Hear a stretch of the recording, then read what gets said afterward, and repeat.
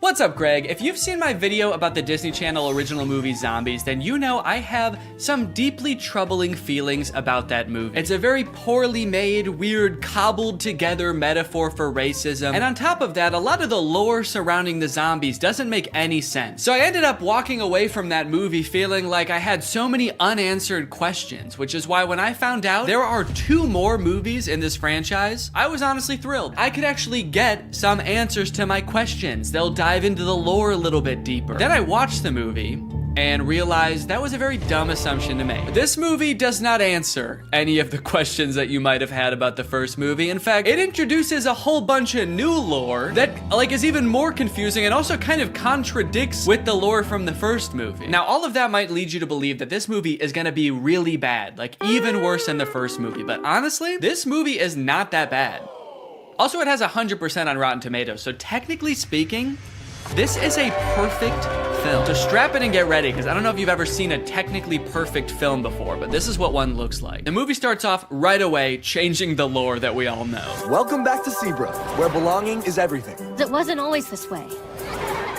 There was a time when we had to protect ourselves. Right, we all remember that. In the first movie, you explained how the power plant blew up, zombies invaded the whole town and started killing and eating people. How could we forget? Legend has it that when the first settlers came to Seabrook, they found wild beasts with sharp claws lurking in the forest. Wait, so these beasts are different beasts? These are a different sect of beasts? Which sparked an epic battle. There was a war? Seabrook settlers bravely fought off the monstrous attack and discovered a powerful energy source. And that mysterious power source basically powered the entire town until that one fateful day when it blew up and created beasts. Different beasts. These are different beasts than the beasts we just saw. This is a very beast-heavy town. The beasts were a distant memory. Seabrook forgot monsters could be real. So, hold on. You guys didn't think to mention this during the first movie? How could you tell us a history of Seabrook and neglect to mention the battle with mythical creatures that transpired? What else are you hiding from us? And what about this mysterious power source that runs the entire city? Don't you think during the 200 years since this happened, someone should have looked into this, made it a non-mysterious power source? They were like, we'll call this beautiful land Seabrook. We'll build a school to teach our young, a hospital to treat our ill, and a power plant that might blow up. We do not know. Because of the events of the last movie, now all the zombies are allowed to commingle with the humans. It seems like things are really on the up and up. It's hard to believe there was a time when people were afraid of zombies. Crazy thing to say for someone who has for sure eaten his neighbors. Also, we saw what you did to people in the last movie, dude. It's not hard to believe at all.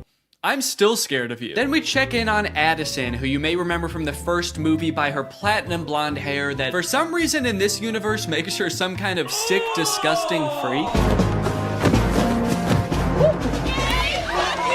That's Cheer Captain Bucky, my cousin. My cousin. It's here at Cheer Camp we learned 2 things. First, that story about the werewolves is kind of a legend, and no one's really sure if it's true or not. You've all heard the stories of bloodthirsty monsters who roam these woods, feasting on innocent cheerleaders. And 2, the younger cheerleaders and the older cheerleaders are not getting along. This week, the veterans and the newbies will compete for the Cheer Camp Cup. I feel like one of those things is gonna have a bigger impact on the plot. Watch and learn, Snowball. Ah, yes, my hair. Still white, still well-conditioned, and still drawing fire from the AC. Okay, thank God she addressed it, dude. I know we were all thinking, what the fuck is wrong with her? You should shave your head, you look insane. We then get a song about how well everybody's getting along now. The cheerleaders are having fun at cheer camp, zombies are entering all facets of normal human life. Zed's dad has even been hired as the project manager to demolish the old power plant, which I'm sure will have little to no consequence in this story. The message of the song is undermined a little bit when the cheer captain Bucky My cousin. launches an underclassman into the air with a high-powered water bazooka called the Buckzooka.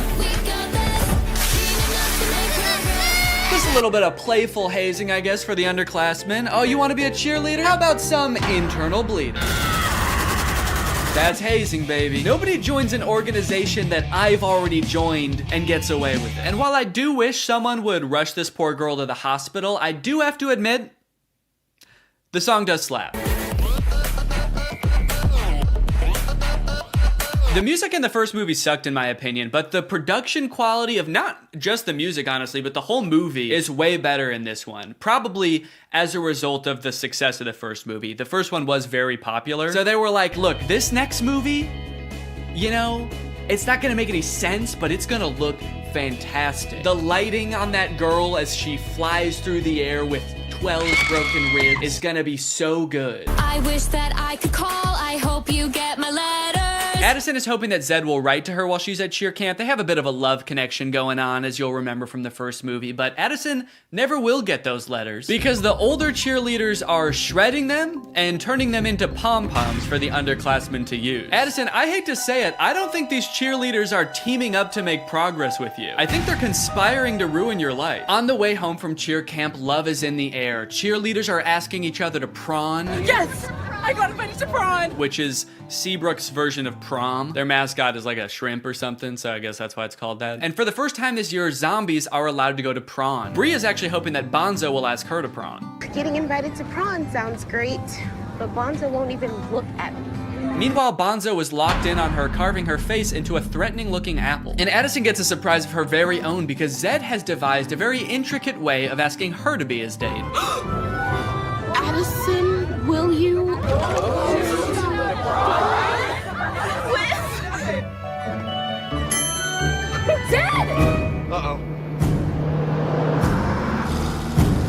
Uh-oh! Zed's not supposed to be there! He's supposed to be floating over there.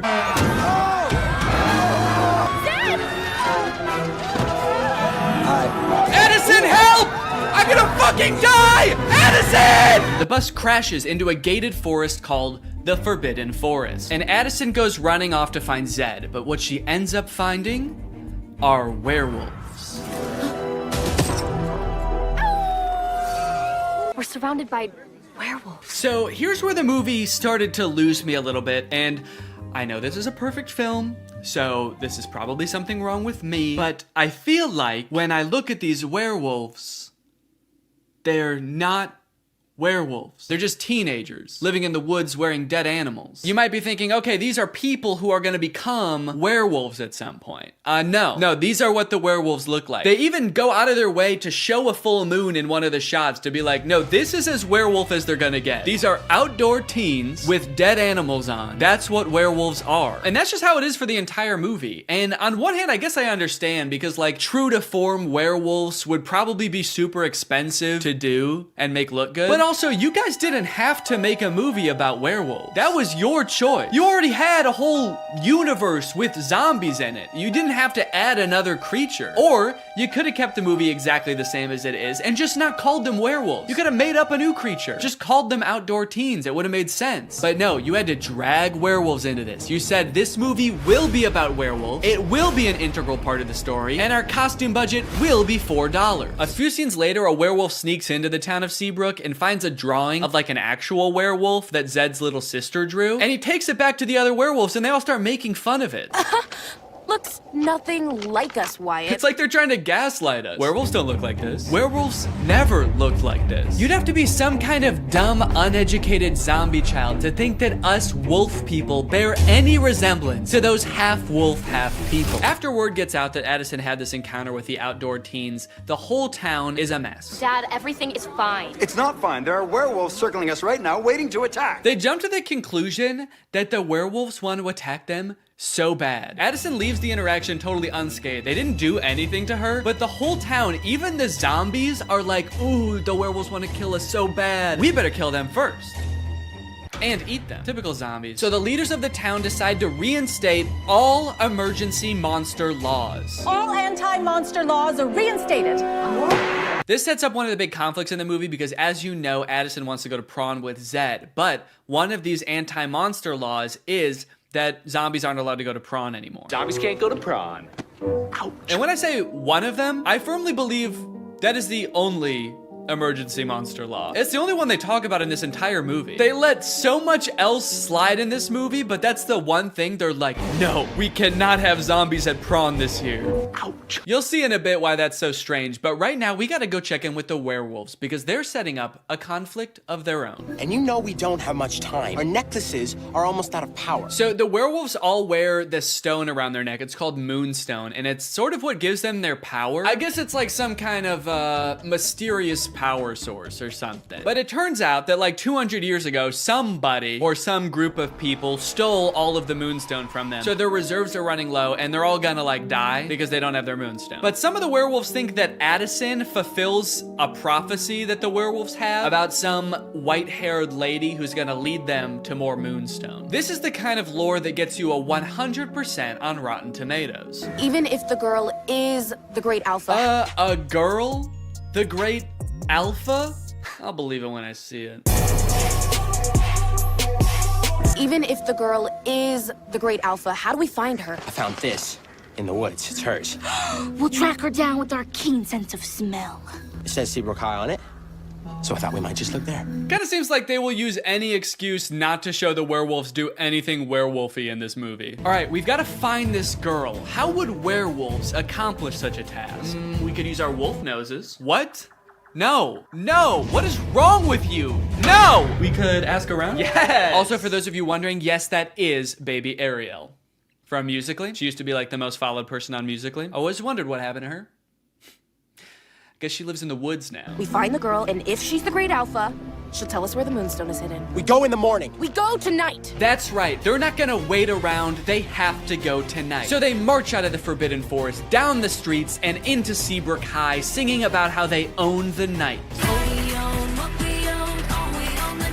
Then they open up a vent and crawl into it, and they wait until morning. So kind of seems like they didn't really need to go at night, did they? They all file into the vent so dejectedly. They're like, maybe we should have researched what this place is. I guess we don't know what a school is. They're not here at night. Imagine they accidentally went on like the last day of school before summer. A janitor finally comes in after 80 long days and finds 20 dead werewolves in a vent. That day at school, Bucky and Zed both decide to run for class president. Zed because he wants to re-allow monsters to go to prom, and Bucky, I don't know, he probably wants to like divert more of the school's funding towards an unmanned drone for the cheerleading team. But then, suddenly, I will make Seabrook a place that embraces zombies and werewolves. What? Where? Oh, there? What a lucky guess. How can you tell? People peering in through glass doors? Yep. Those teens live outdoors. Man. Willa! We can't go to war with the whole town. We'll never find the Moonstone if they're on high alert. Yeah, dog, I think that ship has sailed. You guys just charge them growling and gnashing your teeth. I think they're on high alert. Hey, all that stuff we did back there, that was just, we were just messing around. We're just a bunch of friendly teens. Don't look at her. Do not look at her. Sorry. We werewolves so admire your town, and we just came here to join your school. Okay, well, that's obviously not allowed. You guys were about to kill them, and also the emergency monster laws are in effect, and there's definitely one forbidding such things. Technically, the Forbidden Forest is within the school district. What? So welcome to Seabrook. What? Wow, guys. The emergency monster laws are working great. No, you did so good. You did such a good job. They were so close to killing you, and they only stopped because they found out Bonzo's not allowed to prawn, so good rule. So just like that, the werewolves enroll at Seabrook High. And wait a minute, all of the werewolves look the same age. Are they all teenagers? Or are some of them like 80 years old? Are some of them babies? And how does that work in dog years? Are they going to classes? I don't even know if they know how to write. They're not gonna be able to find the Moonstone. They're gonna be too busy failing all their classes. So Zed is worried about losing the class president election to Bucky, so he decides to go over the new untapped voter base, the werewolves. Werewolves of the swing vote. Hello, wolves. I'm Zed. Do it like the zombies do. Yeah, for some reason I feel like the werewolves aren't gonna care who becomes the class president. They don't know what a president is. They don't know what school is. They live in the woods and they wear Moonstone, dude. You have no fucking clue. Come on, we've got moves to bust. Throughout this whole movie, Addison has her own thing going on too, where she just feels like she doesn't belong anywhere. That's right, despite being a bleach blonde cheerleader at a Disney Channel high school who was literally elected captain of the cheerleading team in this movie, she just doesn't fit in. I don't feel like I belong anywhere, where. Which makes her that much more susceptible when the werewolves come a-knocking. The werewolves are starting to get desperate, and given that they think that Addison is the great alpha, which again, she could not be, they bring her back to their cave and ask her for help. I believe you're the great alpha. I believe you're a werewolf. That's it! That's why she doesn't fit in! That's why she has ugly hair. It's because she's a different species. It finally makes sense. So they do a little dance, they do a little wardrobe change, and now she's a werewolf. Damn, that was a fast costume change. Did she know they were gonna rip her clothes off down there? This seems terrifying if she didn't. The rest of the gang gets worried when they realize Addison is gone with the zombies, so Zed shows up and he just fucking kills one of them. Holy shit, dude. And we never see that guy again. I think he's dead. The explosion came from Seabrook Power. Seabrook Power is the birthplace of zombies. A little lime soda mixed with some mysterious energy, and bam! Zombies. Nice story, but it doesn't concern us. Nice story about you and your unknown electricity fuel, but we've got our own problem. We're looking for a mysterious power source. But it does concern you, Willa. That could be your moonstone, right? Oh shit, she's right. So for the rest of the movie, Addison is like pretending to be a werewolf. She shows up to school the next day and she's like, I'm a werewolf. I've always been a werewolf and I've always known I was a werewolf. Addison, if you ever expect to be cheer captain, Well, maybe I don't. Maybe I'm not meant to be cheer captain. Maybe I'm meant to be eating gerbils. What do werewolves do? I actually don't know what they do. I know I am one, I just don't know what we do. Then we get the presidential debate between Zed and Bucky, and this is how all presidential debates should go. I'm a real human. There's no danger in that. They're real monsters. What if they turn back? There should be singing, there should be choreography. One of the sides should be claiming that the other is a dangerous beast. And President Biden, how would you respond to that claim? He wants to eat me! He's trying to fucking eat me! The demolition of the power plant is imminent, so the werewolves rush there to stop the mayor from destroying all their moonstone. Via song? It does not go very well. Arrest them! Oh my god, dude, he said arrest them, not gas them. Colloidal silver. That'll tame those beasts. You know, for a government that just found out werewolves exist, they sure seem to have the exact chemical compound that would hurt them most. Colloidal silver shuts down their nervous system instantly. Just a hunch. Then Addison and the cheerleaders show up, and then Zed and the zombies show up, and now they're all singing, trying to convince the mayor to shut this thing down. Okay, at this point in the song, they're just having fun with it, man. They're just splashing around. I don't even think they're trying to convince the mayor anymore. He's not even in that part of the power plant. He's just standing alone in the main entrance now. You can hear music just vaguely echoing through the plant. Okay, I get it. I think I figured it out like 20 minutes ago, guys. Okay, so I've got good news and I've got bad news. The good news is they decide not to blow up the power plant. Stop the detonation. The bad news is the demolition guy accidentally does it anyway. Shut it off. And also, Addison finds out she's actually not a werewolf.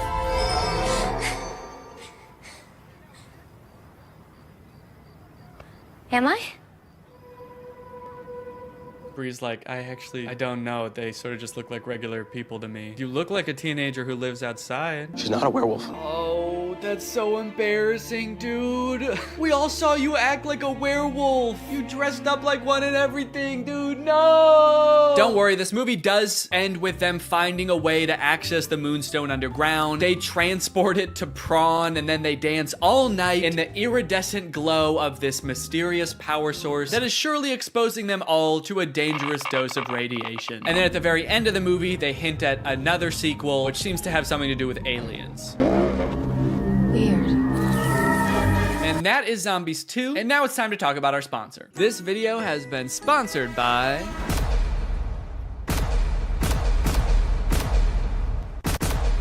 Elevate Guys, it's the season of giving, gathering, and with HelloFresh, it can be the season of saving. You can actually save money this holiday season with fresh, delicious recipes delivered straight to your door. It's cheaper than takeout, it's easier than grocery shopping, and the meals turn out so good. I like HelloFresh because I'm not really much of a chef.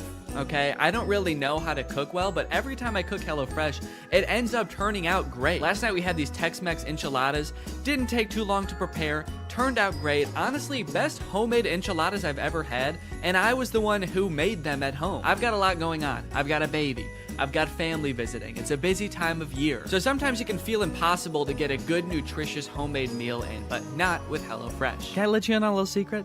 Some of their meals only take 15 minutes to prepare. How is that possible? Must be Santa. And guess what? HelloFresh is actually more than just dinners. They've got breakfast, they've got lunches, they've got snacks. So you can start skipping the grocery store for a variety of meals. HelloFresh is making life so much easier. So if you want to check out HelloFresh and for free breakfast for life, visit the link in the description or scan this QR code. One breakfast item per box while subscription is active. That is free breakfast for life with HelloFresh at my link. Again, this QR code. Don't use a different QR code, it won't work. Thank you to HelloFresh for sponsoring this video, and thank you to you guys for checking out HelloFresh. All right, thank you guys for watching this video. If you're new here and you're not subscribed yet, make sure you subscribe and turn on my notifications to join Greg. We are the fastest growing army on YouTube. Do not look that up. I'll see you guys next time. Bye-bye. What's up, Greg? I've wanted to make a video about the High School Musical movies ever since I started making videos about DCOMs almost 5 years ago. More so as just an excuse to go back and watch them, because when I was a kid, I really liked these movies. And if you're a millennial, chances are you did too. And you were also too scared to admit that to any of your friends. I don't know why as an 11-year-old I felt the need to pretend that I didn't like a movie that was, you know, made for 11-year-olds. As if all my friends were gonna be like, High School Musical? I don't know, man. Sounds a little immature to me. I only watch war footage. I'm a very violent young man. Either way, something I did not realize as a kid is how low budget these movies were. The first movie was made on a budget of $4.2 million, which might sound like a lot, but Zombies 3, which is a newer DCOM, cost $40 million to make. In Zombies' defense, though, they needed the money. Those werewolf costumes looked pretty expensive. High School Musical was shot in just a couple of weeks at a real high school using real students as extras. In fact, they were so strapped for cash, they couldn't even afford a real title. Apparently, High School Musical was just the working title for the script, and they were like, we'll come up with a better one eventually, and then they didn't. I'm very excited to see if these movies hold up to my jaded adult eyes. So let's start with the first one. Let me introduce you to the two main characters of this movie, Troy and Gabriella. They don't know each other yet, but they're both on vacation with their respective families at a ski resort on New Year's Eve. And right away, this movie shows you everything you need to know about these characters in like 2 minutes. Gabriella is nerd girl. She doesn't want to go to the teen party because she's busy reading a book. Meanwhile, Troy's dad is the most stereotypical Disney dad to ever grace the screen. Not only is Mr. Bolton Troy's dad, he's also the coach of Troy's high school basketball team. So instead of getting ready for the parties, he's making Troy run drills in the hotel gym. Am I going left? Yeah, he looks middle, you take it downtown. Well, Troy, it's New Year's Eve. You know what that means. That's right, Dad. I might finally get my first kid. Fake right! Take the ball downtown! Troy's mom comes to get them for the party, and Troy asks if he can have one more basket with all of the confidence and swagger of a real high school jock. Come on, one more. One more? Just one more basket, please. Troy shows up to the teen party and is immediately yawning his face off. All right, hell yeah. This is clearly a popular jock who knows how to party.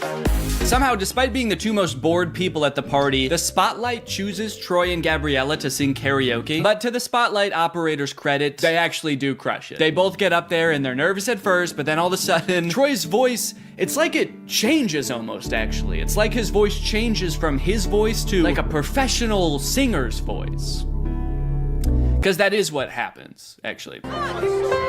Living in my own world. Now who'd have ever thought that? I think this might be like the most well-known High School Musical trivia, but for the vast majority of the first High School Musical movie, it's not Zac Efron's voice singing. He had a voice double. His name is Drew Seeley, and he never appears on screen in the movies. He also apparently didn't even realize how big of a movie High School Musical was, and forgot that he had done the vocals for the movie until it came on the TV while he was working a shift at P.F. Chang's. Apparently he tried to convince his coworkers that it was really him singing in the movie, and no one believed him. It's kind of funny because the whole point of the movie is kind of like, hey, basketball guys can sing too if they wanna. But not this basketball guy. Actually, you don't want to hear this basketball guy's voice. So they crush the song, they're dancing around on stage together. It's like they were born to perform. But for me personally, Little Viking Boy really steals the show. You guys know Little Viking Boy, right? He's basically the star of the movie. Look at him back there. He's leaving it all on the dance floor, man. Whoa, sorry, I almost fell backwards. It's just...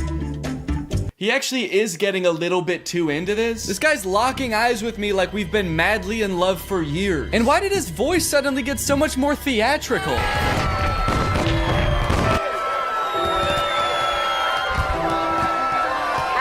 guess I better go find my mom and wish her a Happy New Year. This is so romantic. I should say something romantic. I gotta go find my mom. And then she vanishes. And he never sees her again. That's right, you thought the movie was gonna be about Troy and Gabriella? Nah. No, the rest of this movie is about Troy and Viking Boy. Flash forward, Troy returns to his high school, East High, where he is seemingly a god amongst men. And then, actually, I don't remember this scene.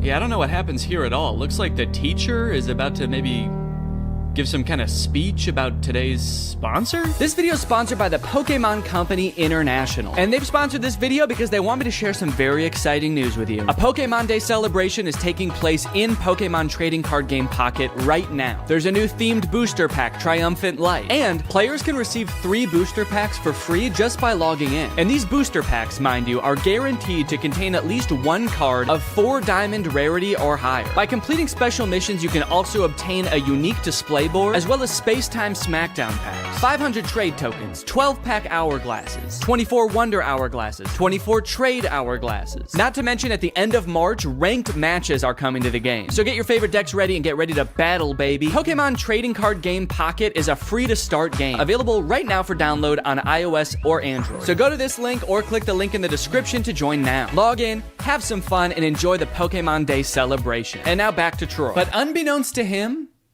there's a new student at East High. I reviewed your impressive transcripts. I expect your light will shine very brightly here at East High.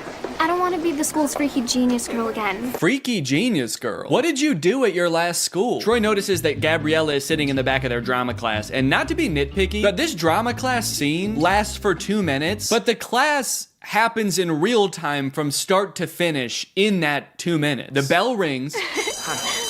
They sit down, the whole class gets detention, and then the bell rings again and they leave. How long is a school day at East High? Is it like 15 minutes? Troy shows Gabriella around, they catch up a little bit, and it is revealed that East High is having auditions for their winter musical pretty soon. Troy jokes that Gabriella should sign up because, you know, they sang together. And Gabriella's response is basically, fuck no. I'll be signing up for anything for a while. Yeah, I don't know why. I remembered this movie differently. I thought they both wanted to do the musical. Troy seems to maybe want to do it, and Gabriella's like, no, I'm not doing that. No, I don't sing. I'm not a freaky genius girl, and I'm definitely not a freaky singer girl. So, dude, you know that school musical thing? Troy, the music in those shows isn't hip-hop, okay, or rock. It's like show music. Yeah, and you guys would never do anything like sing show music, right? And then cut to them singing the hardest show music in this entire movie. That's the funny thing about this movie. Since it's a movie about a musical, there are several characters in this movie that are opposed to musicals. So it is a little jarring to see those characters seemingly completely unaware that they are literally singing and dancing right now. But on the other hand, I guess it would also be weird if they didn't sing when everyone else was. At the end, when they're all singing, we're all in this together, Corbin Blue's just standing around like,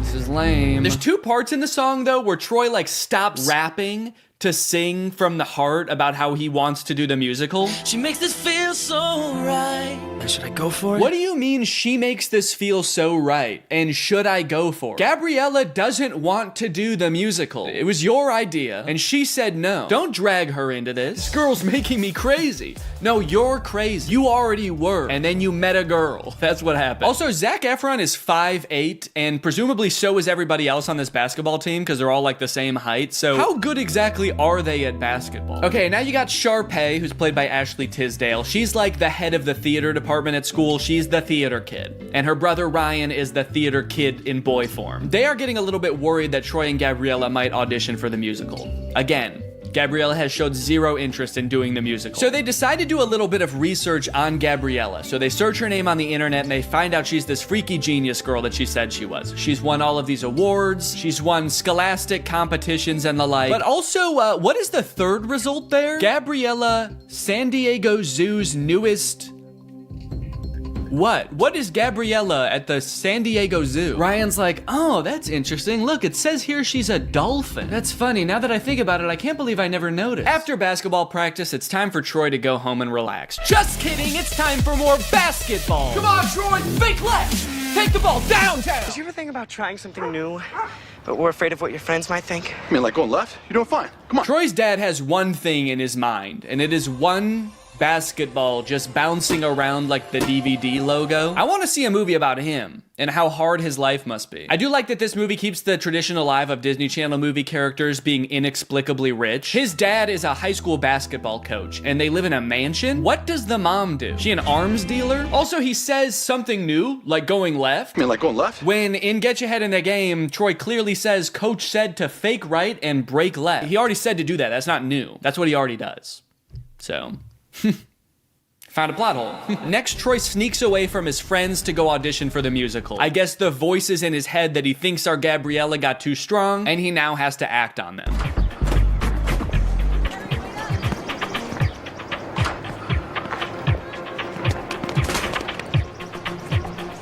He's gone! Wow! Where'd he go? Pay no attention to the fact that as he turns the corner, he probably fully saw Troy like... Meanwhile, Troy's dad is just standing there like, huh, that's weird. Could have sworn I saw basketball. Now, when we see the auditions, it becomes immediately clear that while Ryan and Sharpay are basically made out to be the villains of this movie because they're so overprotective of their theater department, they are completely in the right to do so. Not because their audition is really good, which it actually is, but because everyone else's is so bad. It's hard to believe that I couldn't sneeze.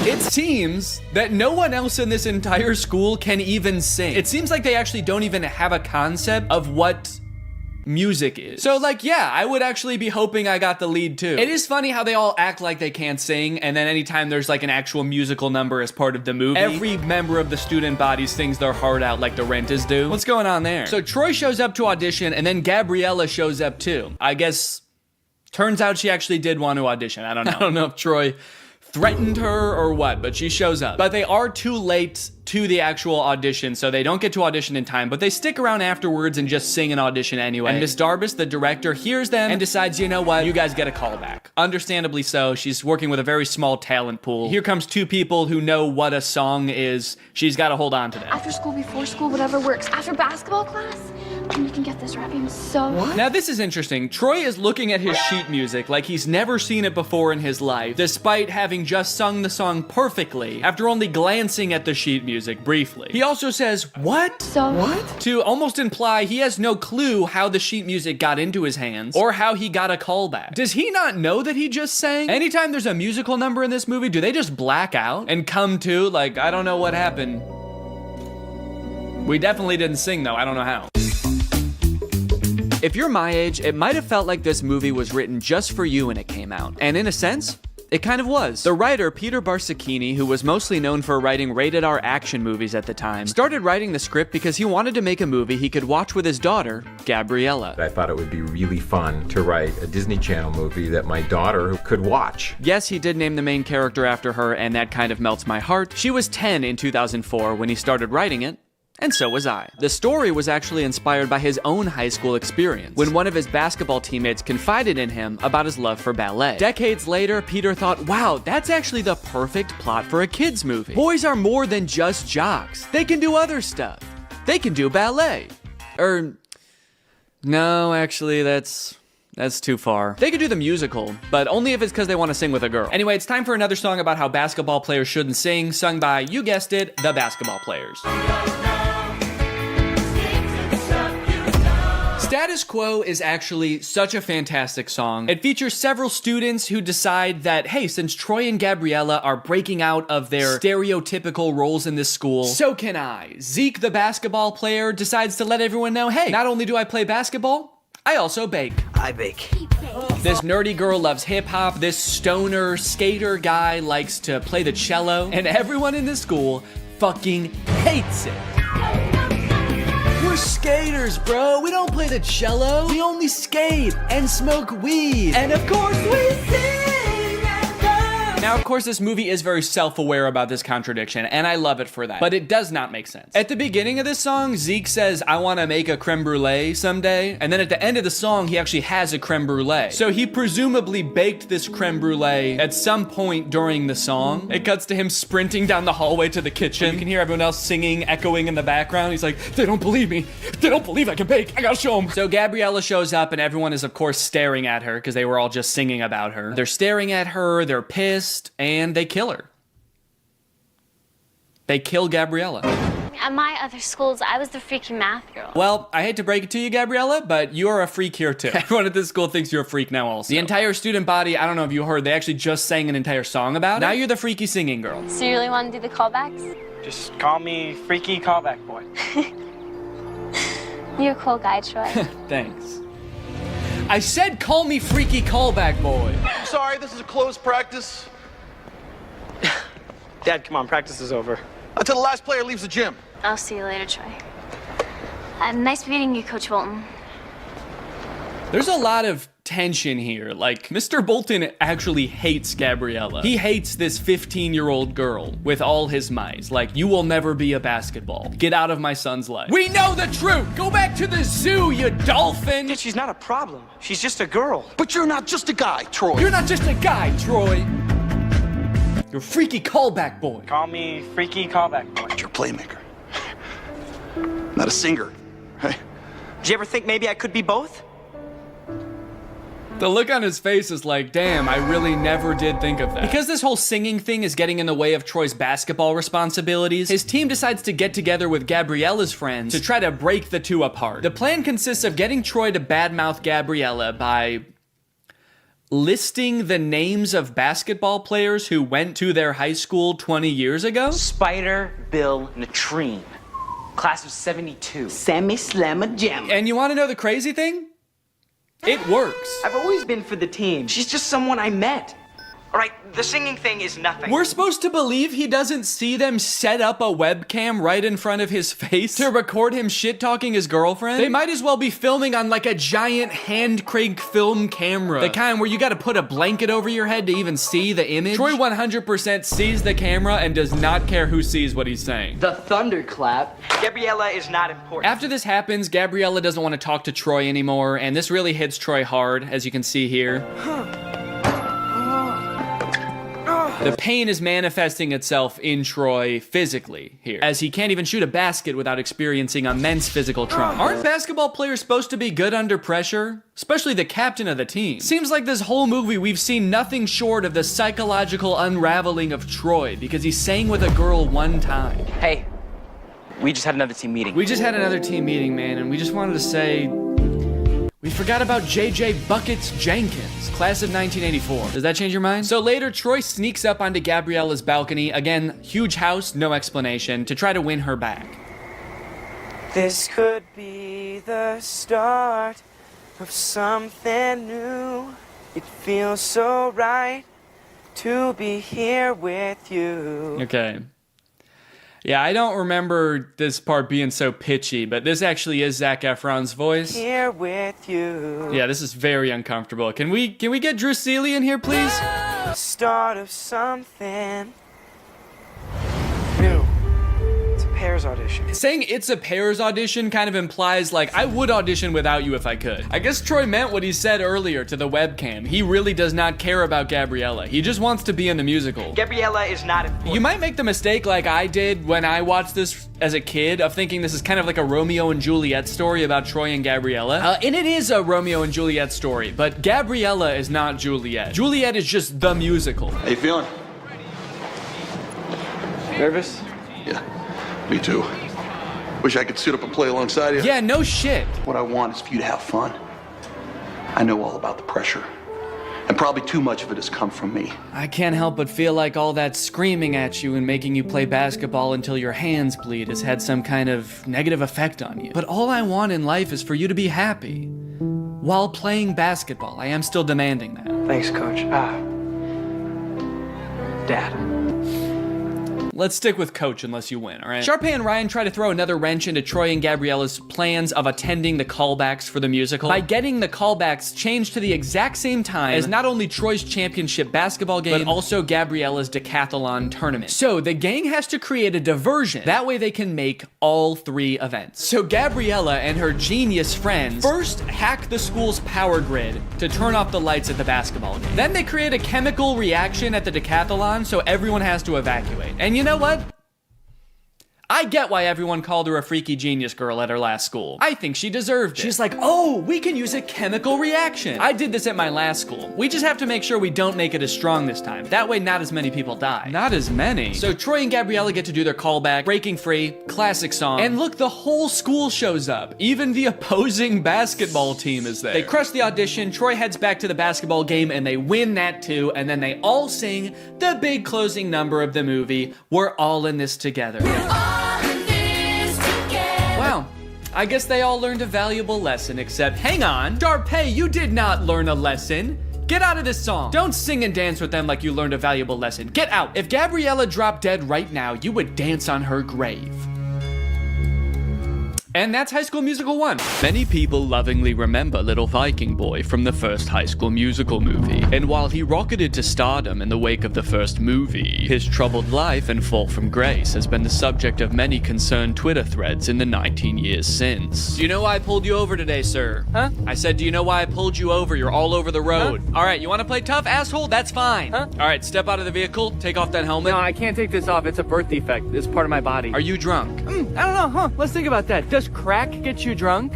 Let's think about that for a second. Let's all think. Does crack get you drunk? After 15 DUIs and 3 counts of kidnapping exotic animals, Little Viking Boy was sentenced to life in prison. Authorities claim that it's here he became head of an extremist religious cult. His followers helped him escape in 2023, and his current whereabouts are unknown. Although he does occasionally post to Instagram to frantically proclaim the end is near, or post a brand deal. Every morning I wake up and I drink 6 bangs. High School Musical premiered to 7.7 million viewers, a record that has only been broken a handful of times in the nearly 20 years since. But one of my favorite things to come out of the success of this movie, which I totally forgot about until I was making this video, was the live concert. I forgot about this until I went to the library to check out the DVDs for the 3 movies, and they happened to have a DVD of the recording of High School Musical in concert. This feels pretty unusual, even to this day, for a Disney Channel movie to put together a live touring concert featuring the actual cast of the movie, selling out arenas with audiences in the tens of thousands around the world. But it wasn't the whole cast, actually. Zac Efron couldn't be there because he had a commitment. He was filming Hairspray at the time. So who did they get to fill in for him? Living in my own world, didn't understand. It's Drew Seeley! Drew Seeley! I'm sure they advertised the fact that Zach wasn't going to be there and Drew would be in his place, but I have to imagine every concert, there were like 1 or 2 kids that were like, what the fuck?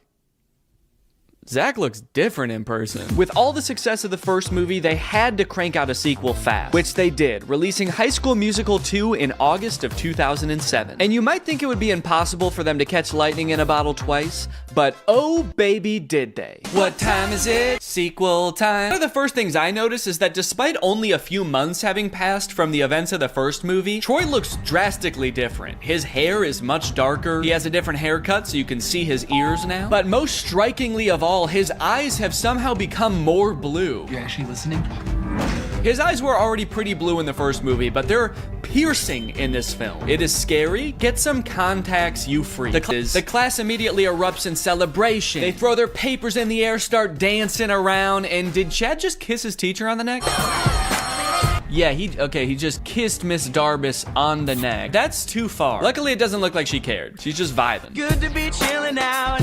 We finally get to hear Zac Efron actually sing in this song, and I hate to admit it, but he sounds pretty good. I'm sorry, Drew. Your services are no longer needed. He does post-workout scene has a lot of gems, like Mr. Bolton's insanely long shorts. Dude is criminally insecure about his knees. Also, Troy about to drink from an entire gallon of milk from the fridge. And then he gets a phone call revealing that his ringtone is Get Your Head in the Game. Uh-oh. Is that a real song in this universe? So in the first movie, it seemed like Sharpay might have had a little crush on Troy, but in this movie, she's got a big crush on Troy. She's like, he's the most popular guy in school, and I think I'm the most popular girl in school. It's a match made in heaven. So she pulls some strings at her family's country club to get Troy a summer job there. The only catch is Troy requests to get like the entire school hired, and somehow that works. So Troy shows up because they are just kids. So some of the insane demands that their job is asking of them is just like, hey, can you show up to work on time and make sure you clock out at the end of your shift? And the entire student body of East High is like, we're in prison! They're not gonna pay us until we provide a service? What kind of dystopian universe is this? Mr. Fulton is 100% correct to be strict, by the way. Several times throughout this movie, he catches them doing things they're very clearly not supposed to be doing. If I was a basketball recruiter and I saw that championship game, I would be more concerned about the lights going out and then everybody leaving at the same time to watch the star basketball player audition for a musical and then come back and win the game like nothing happened. And then also how they all sang a song after that. That's what I would be concerned about. But yeah, I'm sure he played well too. I'm not really sure what prompts that reaction. They're like, you know, we could do a lot of great things for your future. We really want to help you, Troy. And he's like, I don't know. I'm getting the fuck out of here, guys. See ya. If that were Mr. Bolton there instead of Troy right now, he'd be barking like a dog. Pay's dad let me play a few holes and then invited me to dinner with some U of A alumni. Really? Oh, wait, Troy's dad is fixing up a car. Look, he has other hobbies. Good for him. Granted, he is propping up the hood of the car with a basketball, and there's more basketball and hoops in the background. And I do kind of feel like if we could see what he's working on, there would just be 5 basketballs where the engine is supposed to be, but it's a step in the right direction. Troy's dad, surprisingly, is all for Troy going for the basketball scholarship. Nothing wrong with keeping your eye on the prize. And that's great. I totally agree with that. Troy should capitalize on these opportunities he's been given, but he should try to make his girlfriend and his friends a priority too. However, that is not what Troy does. This song is great, but tell me why at the end of the song, Ryan and Chad are wearing each other's clothes. Because they don't ever address that. It's such a confusing part of the movie. Why did they change clothes? When did they get naked? So I was confused about this, so I actually went looking and I found an article where the 2 actors explained what happened. The outfit swap was actually suggested by director Kenny Ortega. Quote, he had the on-the-fly idea at the last minute, Blue said. We had already done one take of that scene and he did the usual thinking gesture and said, switch outfits. Bro was cooking. Bro was, you know, I don't know what he was cooking, but bro was cooking something. Hey. Well, you missed out on a fun night. I've had them. I've had her fucking brownies. I like that was the thing that pissed him off. He was like, look, I can catch you romantically dancing with my girlfriend at sunset until the cows come home, but you touch her mom's fucking brownies? You're dead. We're fighting. And let's just say by the end of the fight, I'm gonna be wearing your clothes. Blowing off your friends, missing dates. If that's you, it's good to know. No. Missing dates? Blowing off friends? This is nothing like the Troy I met last year, who blew off his friends and missed basketball to audition for the musical. Hell yeah, dude. You know, powerful lyrics aside, I actually have no clue what he's decided on at the end of this song. He's kind of just like, you can bet on me. I'm gonna end up on top. I got this. And it's like, what are you actually gonna do though? Are you gonna get Gabriella back? Are you gonna do the talent show? He's like, no, I was just gonna stand on top of this mountain for the rest of the summer, actually. No one can be mad at me up here. The end of this movie is messed up. Sharpay actually turns her act around. She previously got the Wildcats banned. God, it's gotten too bad. I gotta step in. Last song of this movie is called All for One. I don't know, I kind of feel like they lost a little bit of inspiration at the end here. Kind of feels like they forgot what moral they were working towards for the end of this one, and they were like, and we're all together in this one also. And the movie ends with Gabriella wooing several times while looking over at Troy for approval. And that's the end of the movie. And now I'm very excited to watch the third movie. But before I do, there's something I need to address. I feel like there's something deeply wrong in these movies. And I feel like I'm finally starting to get a handle on it. These movies, like, they don't really feel like musicals. And it took me a while to figure out why. So to explain it to you, we're gonna have to go back to medieval Europe. In a French town in 1518, some 400 people became inexplicably overcome by an urge to dance. They did so for weeks on end. This dancing plague, as it was later coined, lasted for months and only ended when participants were either so exhausted that they collapsed or so exhausted that they were dead. Authorities tried to stop the dancing, even hiring musicians to play vigorously to try to help them get all the dancing out of their system. This, of course, made things much worse. This event has baffled scientists and historians for years, but many believe it could be the result of a particular type of food poisoning. Yeah, crops like rye can end up growing a type of fungus that basically makes you crazy. Could it be that this is what's happening at East High? In the High School Musical universe, the characters, they sing and they dance, and at first you might think this is just like any other musical, realistic depiction of how they're feeling. But a closer look reveals something shocking. Well, firstly, sometimes they definitely are actually singing, like at the karaoke party. Now, you might think that a moment like Get Your Head in the Game is totally different. You know, that song doesn't really exist within this universe. But what is Troy's ringtone in the second movie? But how could an entire school become poisoned by a rare fungus? This man, who convinced us he had relevant qualifications, believes it could have been a certain freaky genius girl. It could be that by growing a fungus in a lab, Gabriella was able to manufacture a sort of singing and dancing craze to control Troy, who I'm pretty sure would have never done all of that stuff had he not been under some kind of drug-induced hysteria. After all, Troy is so cool and singing is for weirdos. So it could be the fungus, or maybe Gabriella's some kind of fucking witch. The High School Musical bonus soundtrack. You love High School Musical hits like Get Your Head in the Game. Well, now's your chance to own the extended soundtrack, featuring songs that didn't quite make the final cut, like Coach Bolton's Crisis. What's up, guys? I'm 16. I'm the new player on the basketball team. I'm really excited to play. Yeah, Mr. Bolton, we know it's you. And Gabriella's on the news. A little boy drowned in the pool. Oh no. A little boy drowned in the pool. No. Where was the lifeguard? Having a picnic. And a preview of the finale song from High School Musical 3. We're all friends together with each other. We're all together at the end again, and we're friends. We're still friends. And classmates, we go to school together. We learned a lesson, and now we're gonna switch clothes. You're from the guy. High School Musical 2 broke the premiere record that the first High School Musical had just set. Instead of 7 million viewers, this one had 17 million viewers. So of course, they had to make a third one. High School Musical 3, Senior Year. The only one in the franchise with a subtitle. Now, outside of the fact that they're all seniors in this movie, which I can tell by the title of the film, I actually know next to nothing about this one. I've never seen it. Yeah, I know I made it sound like I was a really big High School Musical fan, but by the time the third one came out, I was 14. And unlike the first two, this one came out in theaters. And as a freshman in high school, I was much too embarrassed to ask my friends if they would go see a High School Musical movie in theaters with me. So I decided it would be way less embarrassing if I waited until I was 30 years old to watch it for the first time in front of millions of people. And we're back at East High, baby. Zach's playing basketball. There's a dog in the crowd. Is this an Air Bud crossover? Zach's like, oh, my head's just not in the game tonight. Can we get in the sub? This gold lab comes in and just slam dunks it a couple times. The movie opens on the Wildcats with their backs against the wall. It's the championship game. They're behind, and there's only 16 minutes left. Whoa, Mr. Bolton rocking a middle part. That's new. Mr. Bolton gives a speech about how there's only 16 minutes left. There's 16 minutes left. And then they sing a song about how there's only 16 minutes left. Ooh, a song about there being 16 minutes left in a game. We're getting very specific with these songs. I think they're starting to run out of ideas.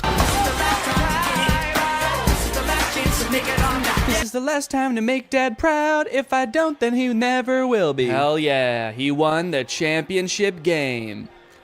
Again. I'm noticing right away that this movie is like much higher production value than the other two. I'm curious to see the budget on this bad boy, because this movie looks like they actually like lit it.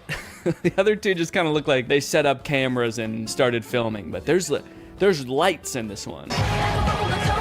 So now they're having like the biggest high school rager ever, and they expect us to believe that they're not insanely rich. I'm pretty sure this is in Troy's backyard. Hey, Troy. Great house, bro. Your room is way cool. Oh, thanks, bro. Yeah. You were in my room? Whoa. Yeah. I just took a picture. Yeah, just took a picture of your room, man. He's a secret agent for the IRS. He's like, how did your family get so rich? Well, another top secret hiding place. You're the second girl I've ever had up here. Yeah, it is top secret. I couldn't even see it up there.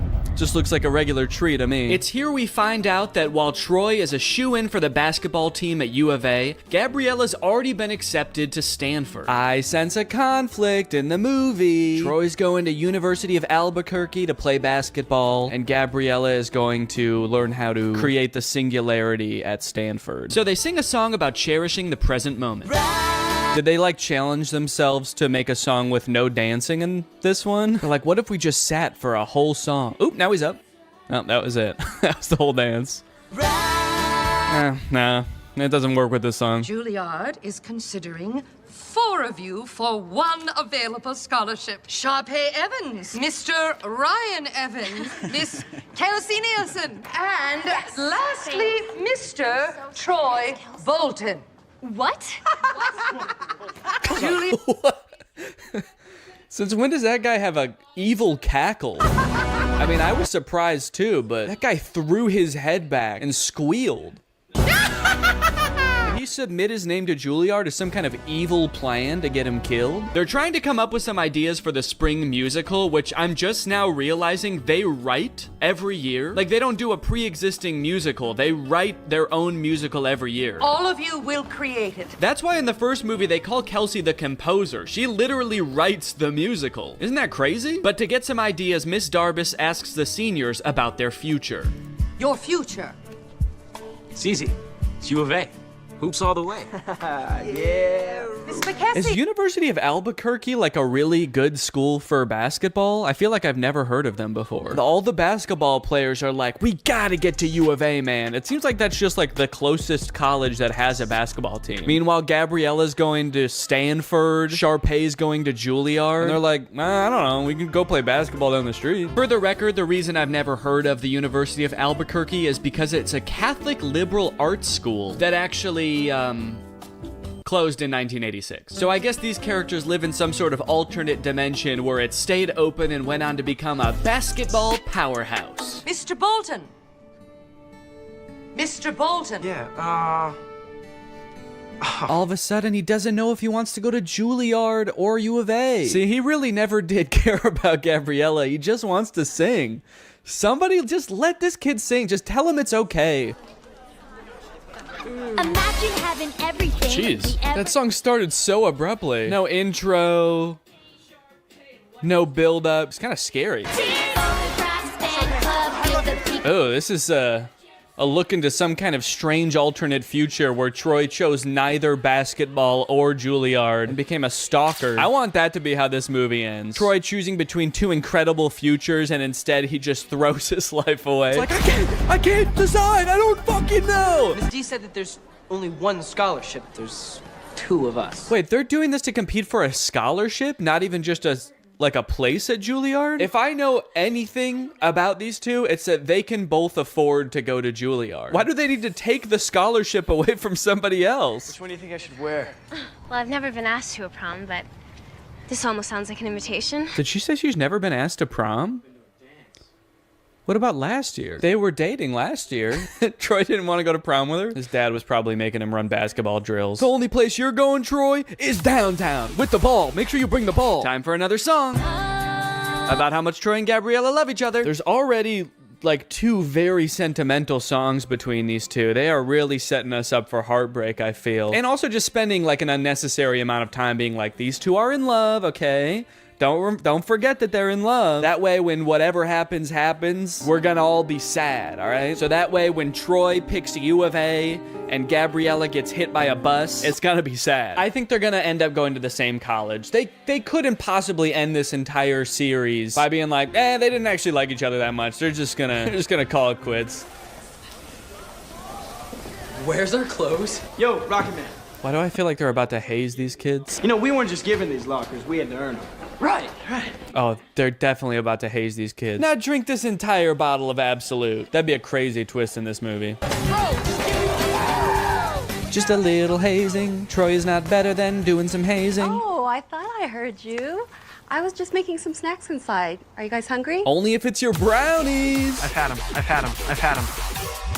Bring those out here. Did you take me after school to check out that tuxedo? Tuxedo? For what? For prom. Oh, honey. If that's what you call an invitation, you'll be dancing with yourself. He's like, okay. I wasn't inviting you. I'm gonna ask Miss Darbus. Then comes a song about getting ready for prom featuring, I think, the funniest moment in any of these movies. I think this tux is too baggy, too tight, it makes me look weird. Yeah, this movie's kind of funny, man. Makes me look weird. Do I want classic or vintage or plaid? I like that they're like, should I wear plaid or ruffles or a really old suit? And it's like, no, you should wear, just go to Men's Warehouse and ask for a prom tuxedo. Should I wear the ugliest thing that you've ever seen? No, just go. Just tell them you're going to prom and they'll just give you the most generic tux you've ever seen. Can't wait to remember. This reminds me of when I was a senior in high school and I was getting ready to go for prom, and I sang this song called It's Gonna Be the Night to Remember, and me and all my boys got dressed up in weird suits and danced around on the stage. This is kind of just like that, actually. Let's dance! Am I crazy, or is there like actually too much music in this movie? I feel like the plot is kind of moving at a snail's pace because every 2 minutes there's a song and it's like, here's what's going on right now. We're thinking about going to prom. We're Troy and Gabriella. We like each other. Also, the stakes feel very low right now. What am I supposed to be worried about right now? Troy is like, I don't know what college I want to go to. And Gabriella's like, I also have choices to make. I still have decisions to make too. And she has not elaborated. And so I don't know what I'm supposed to be worried about. Now they're at some kind of junkyard. Just hanging out at a junkyard as if we've always known that this is what they do. You see what happens when you do a show? You're like 5 people.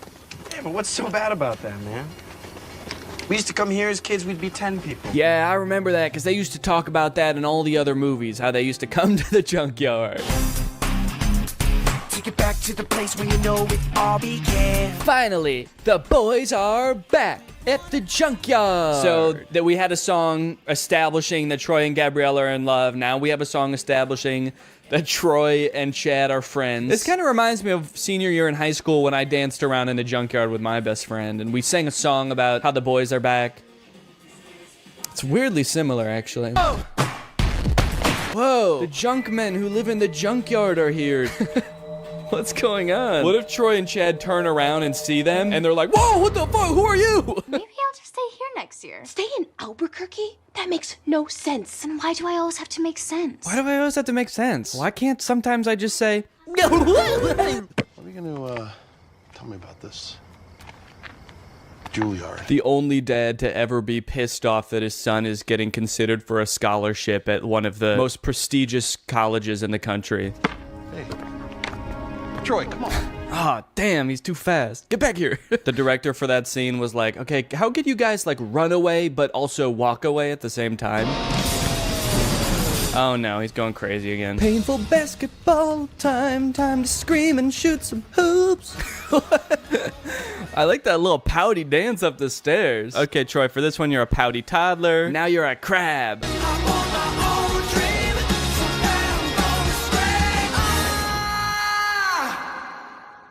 Man, he wasn't kidding. He was really gonna scream. Well, now that he did it, I hope he can figure out what he's gonna do. Now that I got that out of my system, I'm for sure going back to U of A. I don't care about singing. Miss D, I know I'm not supposed to be here. Aren't you? Last one out turns off the lights. You know, she might seem cool about Troy being there right now, but as she walks through the school to get back to her car, she realizes he totally trashed the place. She's like, he tore down posters? He flipped an entire hallway upside down? How did he do this? I don't think I can do it, Troy. Uh-oh. Is that a Dr. Pepper in the background? That looks good. I've chosen basketball. But I've also chosen theater. The University of California, Berkeley. Okay. I'll be honest, I did not know that was an option. They made the Mr. Beast logo.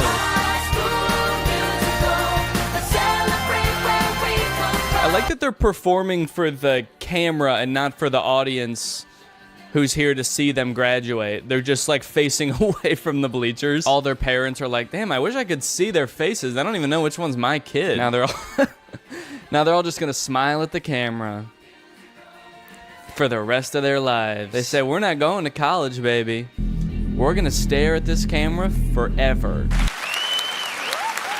And that's it. That's High School Musical, baby. As far as endings go, I think they did a decent job with a nearly impossible task. It's a Disney Channel movie, so it's not like they can just like make everybody break up and go their separate ways at the end of the movie. That would be too sad, obviously. But they also can't make everybody just go to the same college and do the same thing, because that would be unrealistic. So it leaves the door open. My only issue is that in doing that, they kind of don't really provide any closure. Feels like they kind of just pushed Troy's decision of what he wants to do with his life further down the road. But if you are looking for some closure for Troy, I might have something that helps.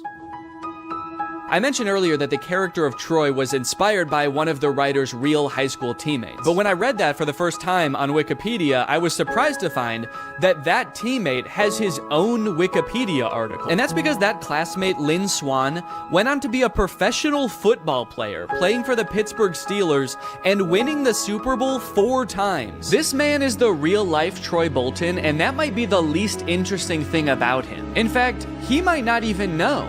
It really helped you in your game. All the things that ballet taught you, you applied that to the football field. Touchdown, Pittsburgh! Did you catch any flack from your teammates about taking ballet? I mean... Oh, always. It's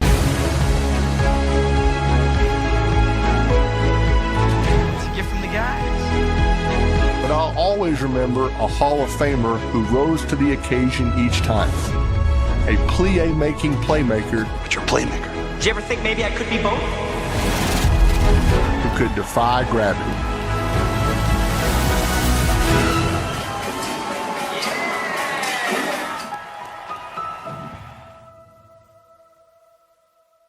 What's up, Greg? New technology truly fascinates me. A new gadget being introduced to the world has the potential to change the way we live, learn, and communicate. Or, more interestingly, it could flop and become a laughingstock of the internet.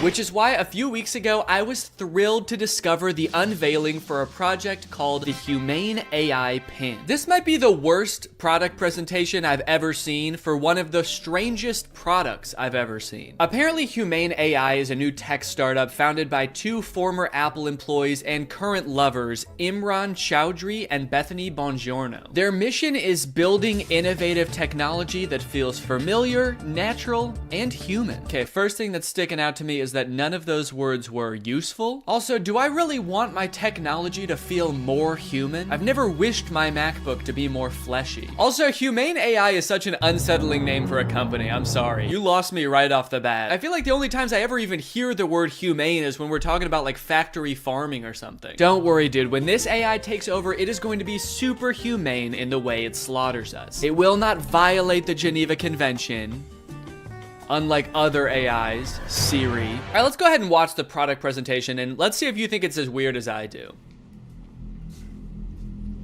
Welcome to Humane. Thank you. This is the Humane AI Pen. Cool. It's a standalone device and software platform. So the intro does have a very threatening aura about it, doesn't it? The sterile white room. They're both so serious, and they're unboxing a mysterious device. I feel like I'm about to be tortured for information. Oh. What is that? This is the Humane AI Pen, and it is the last thing you will ever see. Ah! It's a standalone device and software platform built from the ground up for AI. Okay, so it's some kind of mobile device. It's built from the ground up for AI, and I'm very excited for them to tell us what that means. It comes in 3 colorways. Okay. Got Eclipse, Lunar, and Equinox. Those are not colors. There's 2 pieces, a computer and a battery booster. Now, the battery booster powers a smaller battery inside the main computer. Okay, great. What does it do? And this is how we achieve our all-day battery life. Oh, great. It's got all-day battery life. That way you can spend all day.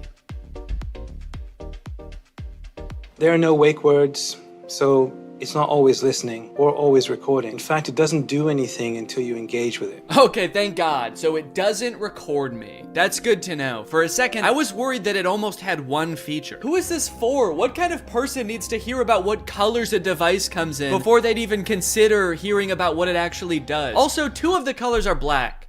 You designed 3 colors and 2 of them are black. You couldn't come up with a 3rd color? Also, I'm sorry because I know that not everyone is super comfortable in front of a camera. It's not a skill set everyone has. But maybe you guys should have like hired a spokesperson or something instead of letting the world's 2 sleepiest CEOs do this product demo. Now, the battery booster powers a smaller battery inside the main computer. Are they okay? This thing has all-day battery life. That's because it actually feeds on your life force. I've had mine on for 3 months, and you probably can't even tell the physical toll it's had on me. And your engagement comes through your touch, voice, gesture, or the laser ink display. Whoa, wait, okay. Holy cow. We have a feature. It actually does something. I will admit I was not expecting that. Why didn't you lead with that? I mean, I don't know what that is or what it does, but at least it's something. It looks futuristic. I don't know about the name laser ink display though. That doesn't sound very futuristic. The laser ink display. Sounds like a printer. It also comes with its own connectivity built right in. Our own Humane network, connected by T-Mobile. Our very own network. That is T-Mobile's network. We were able to pack a lot of technology into something really small. Tell me about it, dude. I can barely even count all the technologies you put in this thing. You got the laser ink display, all-day battery, black. Is that a technology? They continue for a while just using buzzwords and vague expressions to explain what this thing does until like 3 minutes into the video when they finally give us a demonstration of something tangible this thing can do. Play the song How Music Makes You Feel Better. Doesn't look like it's making him feel better. We've partnered with Tidal, which you get out of the box. Okay, finally, we know one thing it can do. It can play music. And not just how you would normally listen to music either. You can give it little riddles to try to figure out what songs you want it to play. Play music written by Prince, but not performed by Prince. Give me songs written by first-born left-handed British women who have never been to Ibiza that weren't released on weekends or holidays. Can Alexa do that? I don't know. I don't think anyone's ever tried before. Got my music controls. If I go to the left, I can go back. If I was to go down, I can pause. Wow, okay, that actually does look a lot more convenient than using Tidal on my phone, but only because I don't have Tidal on my phone. After this, we do start to get some truly incredible demos using this product's advanced AI. When is the next eclipse? Where is the best place to see it? The next total solar eclipse will occur on April 8th, 2024. Best places to see it are Exmouth, Australia, and East Timor. Huh, that's weird. This NASA article says that that eclipse that's happening on April 8th is actually not going to be visible in Australia. It's only going to be visible from like the US. It actually seems like it's going to be nighttime in Australia during the eclipse. Well, what are you going to do? I mean, they're a technology company. They're not a space company. What would you expect them to know about the moon? They only named all of their colors after it. I hate to interrupt this video, but I have to tell you guys about a revolutionary discovery of my own. I just found out that for the past 2 years, I've been paying for Apple Music despite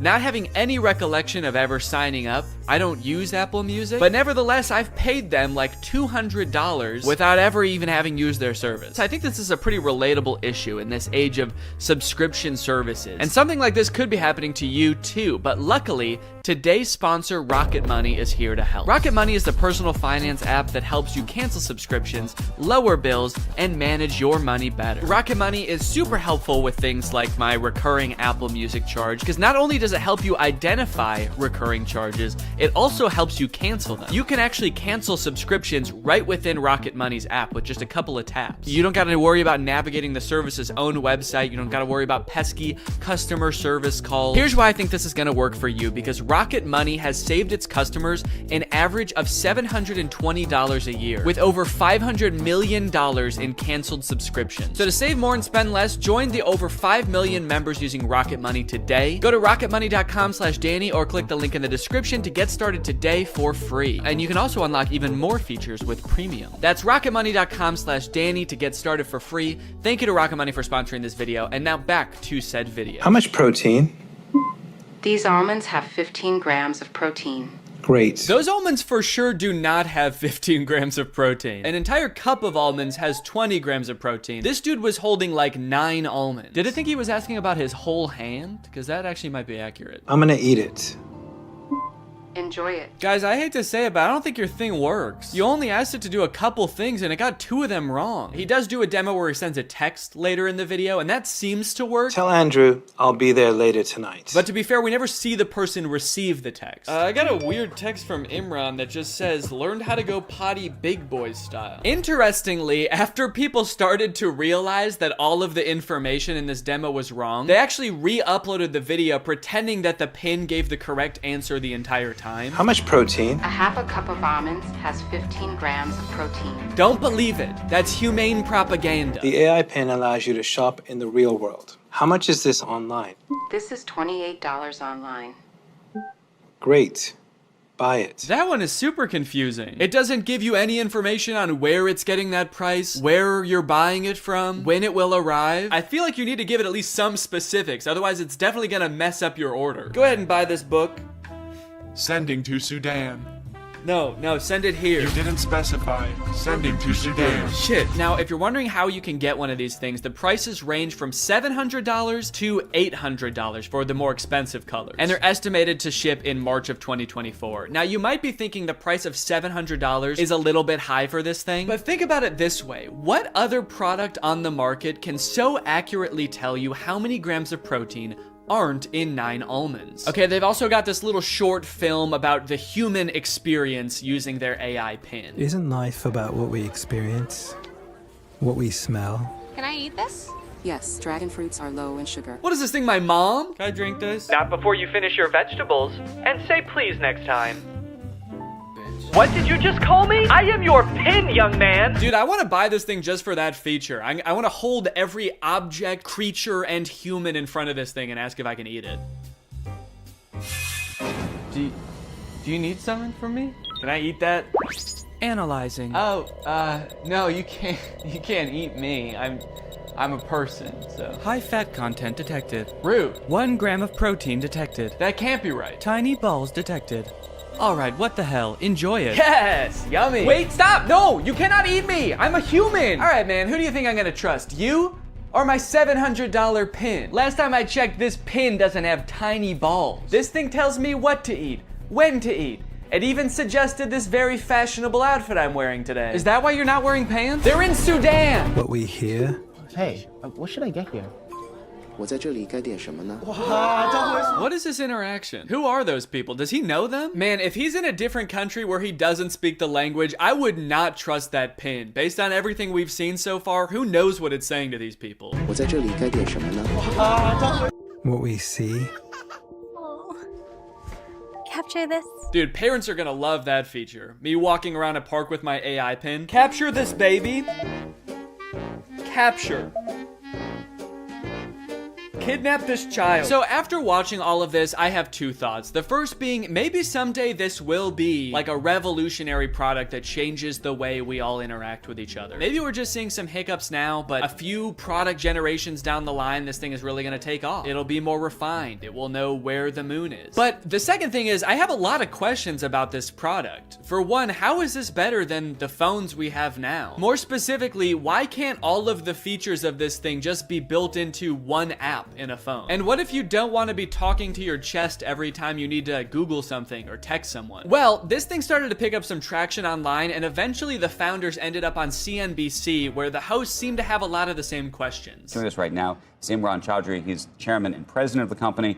And Bethany Bongiorno, she's the CEO. We're also very scared of them. That's why we've sat them as far away from us as we physically can. We actually ordered this giant table when we found out they were coming. I don't know if can we get the camera so people can see just what we're talking about in case? Imran, you can't see as much because it's black, so it blends in with your jacket. It's black. Imran's just sitting there like...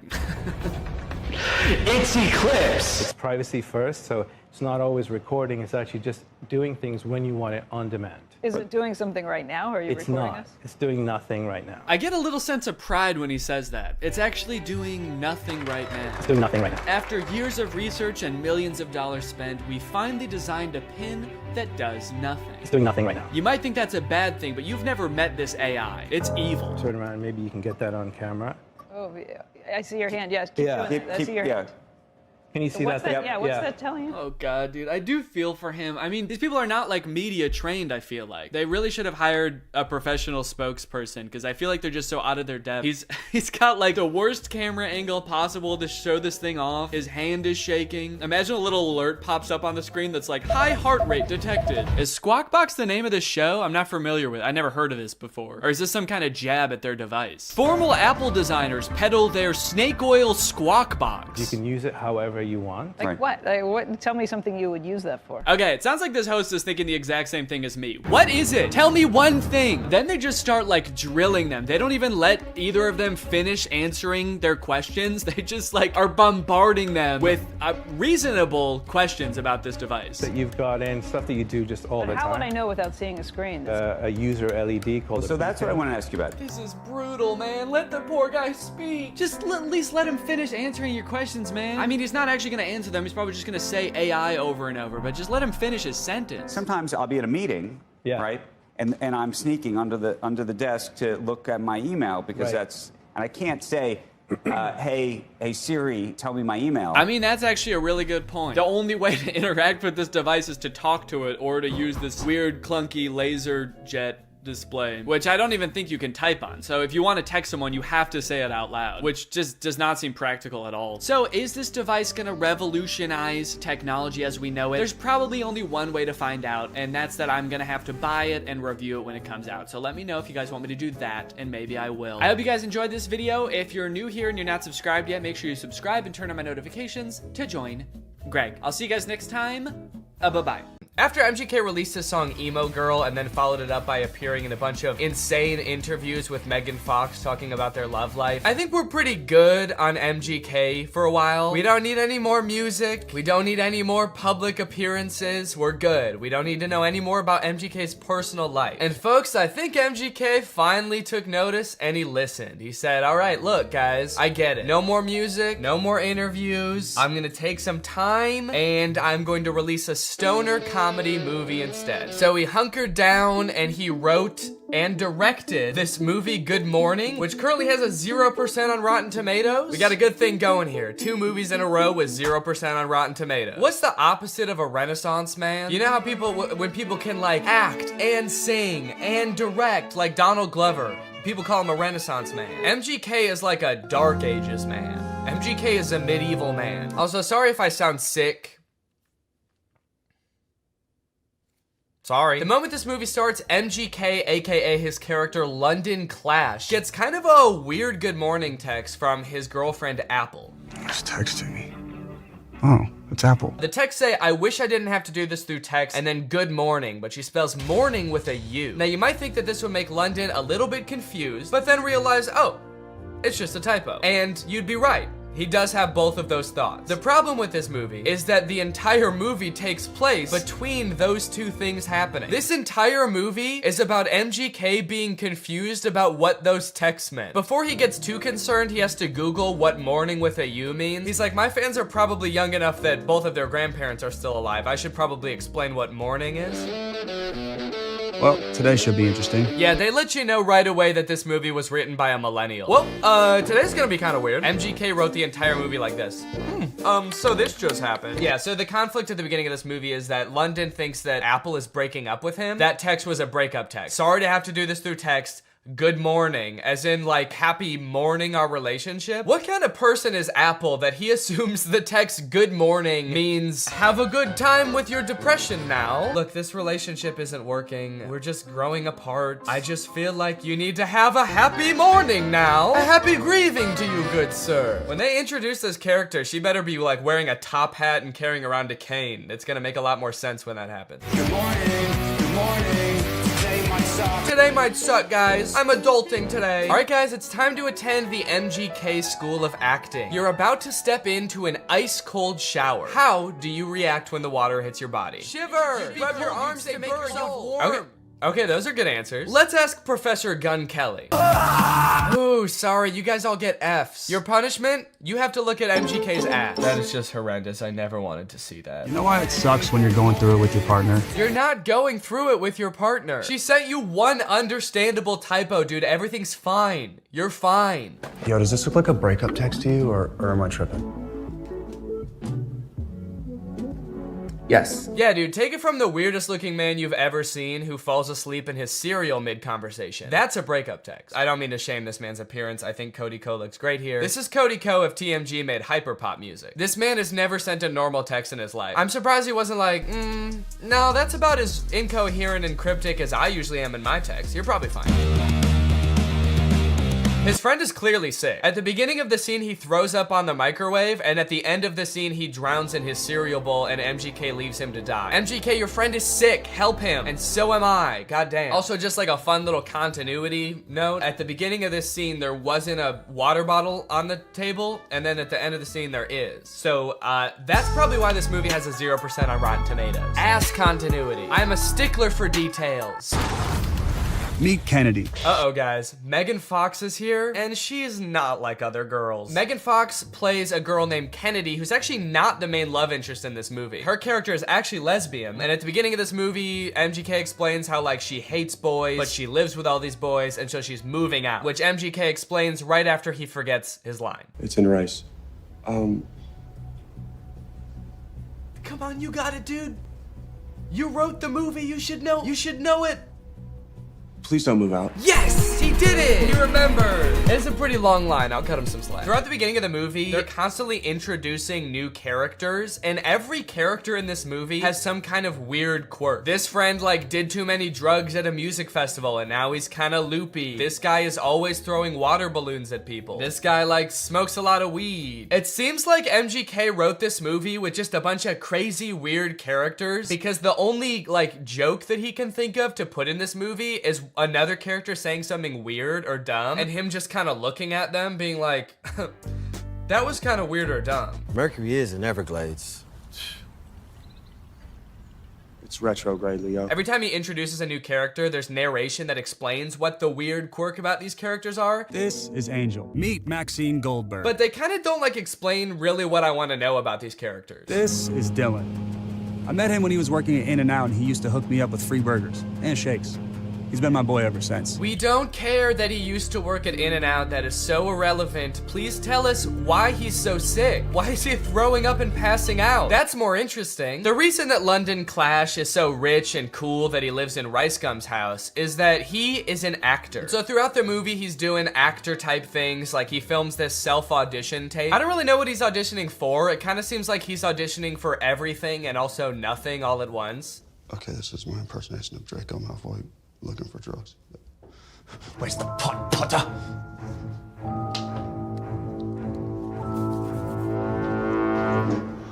I don't like Draco very much.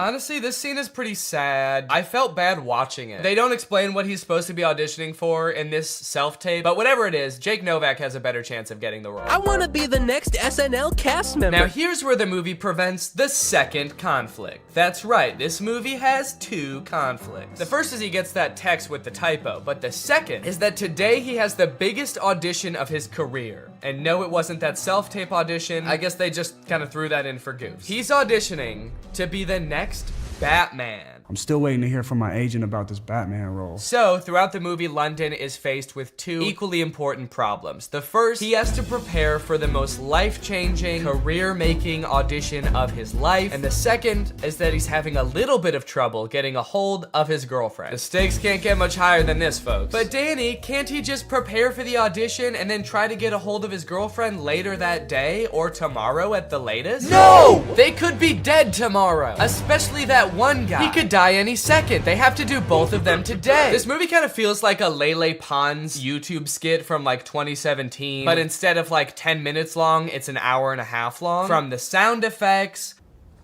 to the uncomfortable silence between every spoken line in this movie. Why would you give me goat milk? I watched an interview. You said you like goat milk. I can't tell if they're using the awkward silence for like comedic effect to like really hammer home that like, these guys are kind of weird. Or if the silence is more just because nobody knows their lines very well. There's another option that they added in all these pauses in the movie because we're supposed to be laughing at the things that they're saying in the movie. So they added in nice little pauses for us to laugh. She left with a dude? A buff dude. And they had bags. And yes, they left together. In fact, it kind of feels like, have you ever seen people who have edited The Big Bang Theory so that it doesn't have the laugh track to show how like bad all of the jokes are? Who are you? Oh, I'm Denise, the new assistant manager. That's kind of what this movie feels like. Why are your eyes all watery? Because I'm high. That's way better. Bazunga. It's so fitting that this movie feels like a bad YouTube video from 5 years ago because I'm pretty sure they filmed this at Rice Gum's old house. Did something happen in that house? Is there like a curse? 100 years ago, one of Hollywood's earliest YouTubers died in that house and now all the content that's created there is cursed to be mad disappointing. Okay, so now they got to investigate what's happened to Apple. London's phone is broken, so he can't contact her, so the only thing he can do is go looking for her. So he goes to the last place she was seen and talks to Pete Davidson. Did you see Apple? Yeah, she was just here like 2 minutes ago. Did she say where she was going? You know what? She did. She actually... No, are you fucking crazy? You guys never talk to me. I mean, the only reason you know my name is because it's on my name tag. Right there. B-E-R-R-Y. Barry. Pete Davidson feels like he's not really invested in this movie at all. He breaks the fourth wall a little bit too much in this movie. He reads his name tag like he's making fun of the fact that it doesn't say Pete Davidson. He's like, Barry? That's not my real name. My real name's Pete. It's funny because I'm very clearly Pete Davidson and not some guy named Barry who works at a valet stand. There's also a scene later on in the movie where he looks directly into the lens of the camera. I think they could have cut that out. While talking to Pete Davidson, Barry. It's just so funny that he's pretending to be Barry. Talking to Barry didn't get him any leads, so I guess that means now it's time to go to his audition. Sorry, he breaks into Apple's house to find clues? Find clues, please. Find clues of what? What might she have left lying around that would indicate whether she made a typo this morning or not? They find a bag of her fingers? She was missing her fingers this morning. That's why she fucked up the tags. Oh. We should probably call the police, right? I'm not breaking into my girlfriend's house.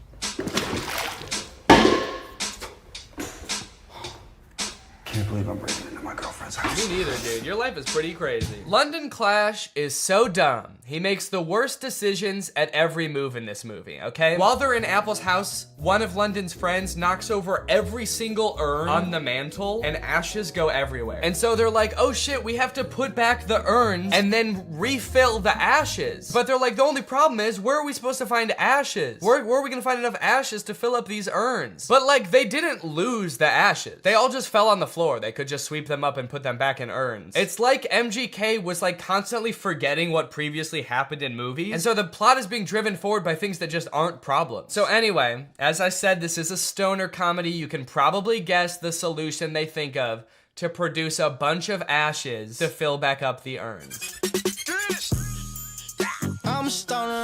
Yep, They're gonna smoke a bunch of weed. Ah, bunch of weed. This movie's crazy. They're gonna smoke a bunch of weed. Well, at least this dumbass plan that doesn't make any sense is gonna result in like some crazy shit happening, right? Something funny's bound to happen now, right? Wrong. They just spend like 10 minutes having a boring ass smoke session on the couch. And then one of them tries to talk to a lobster. They really sat around writing this movie and were like, what's the craziest thing that could happen while we're high? And then settled on talking to a lobster. You know, since weed is legalized in a lot of places like California, where they filmed this, I feel like stoner comedies aren't nearly as like interesting or edgy as they used to be. You know, smoking used to be kind of like a fringe culture. It doesn't really feel like this is like, it's like that crazy or funny anymore. This is a scene of 4 adults sitting around a living room and obeying the law. Why did you spell it like that? It's a typo. Oh my god, it was a typo all along? Who would have guessed that? So I guess now the movie can end now, right? The movie can't end now, right? The movie can end now, right? There's 30 minutes left in this movie? What the fuck is gonna happen? What are they gonna do for 30 more minutes? Sit at a diner, apparently. So you're probably wondering how they wrap this whole thing up, huh? MGK missed his audition, he's not getting the role. His girlfriend is pissed off at him. How are they gonna wrap this movie up? Some sort of grand gesture that wins over both the director and the girlfriend? No, obviously not. That would make too much sense. London Clash gets the role because the director happened to see an Instagram live stream where London Clash gets punched in the face by Dennis Rodman, and the director just assumes that London Clash did that because he wanted to like impress him or something. It's a whole other plot line that I didn't really go into in this video, but it doesn't make any sense in the movie either. So he's got the role, now the only thing left is to get the girl, which he does by sending her a text at the diner being like, can we talk? And she's like, sure. And so they're driving to meet each other. He's texting her the whole way. He's texting and driving, and they get into a car crash, and then they are both paralyzed.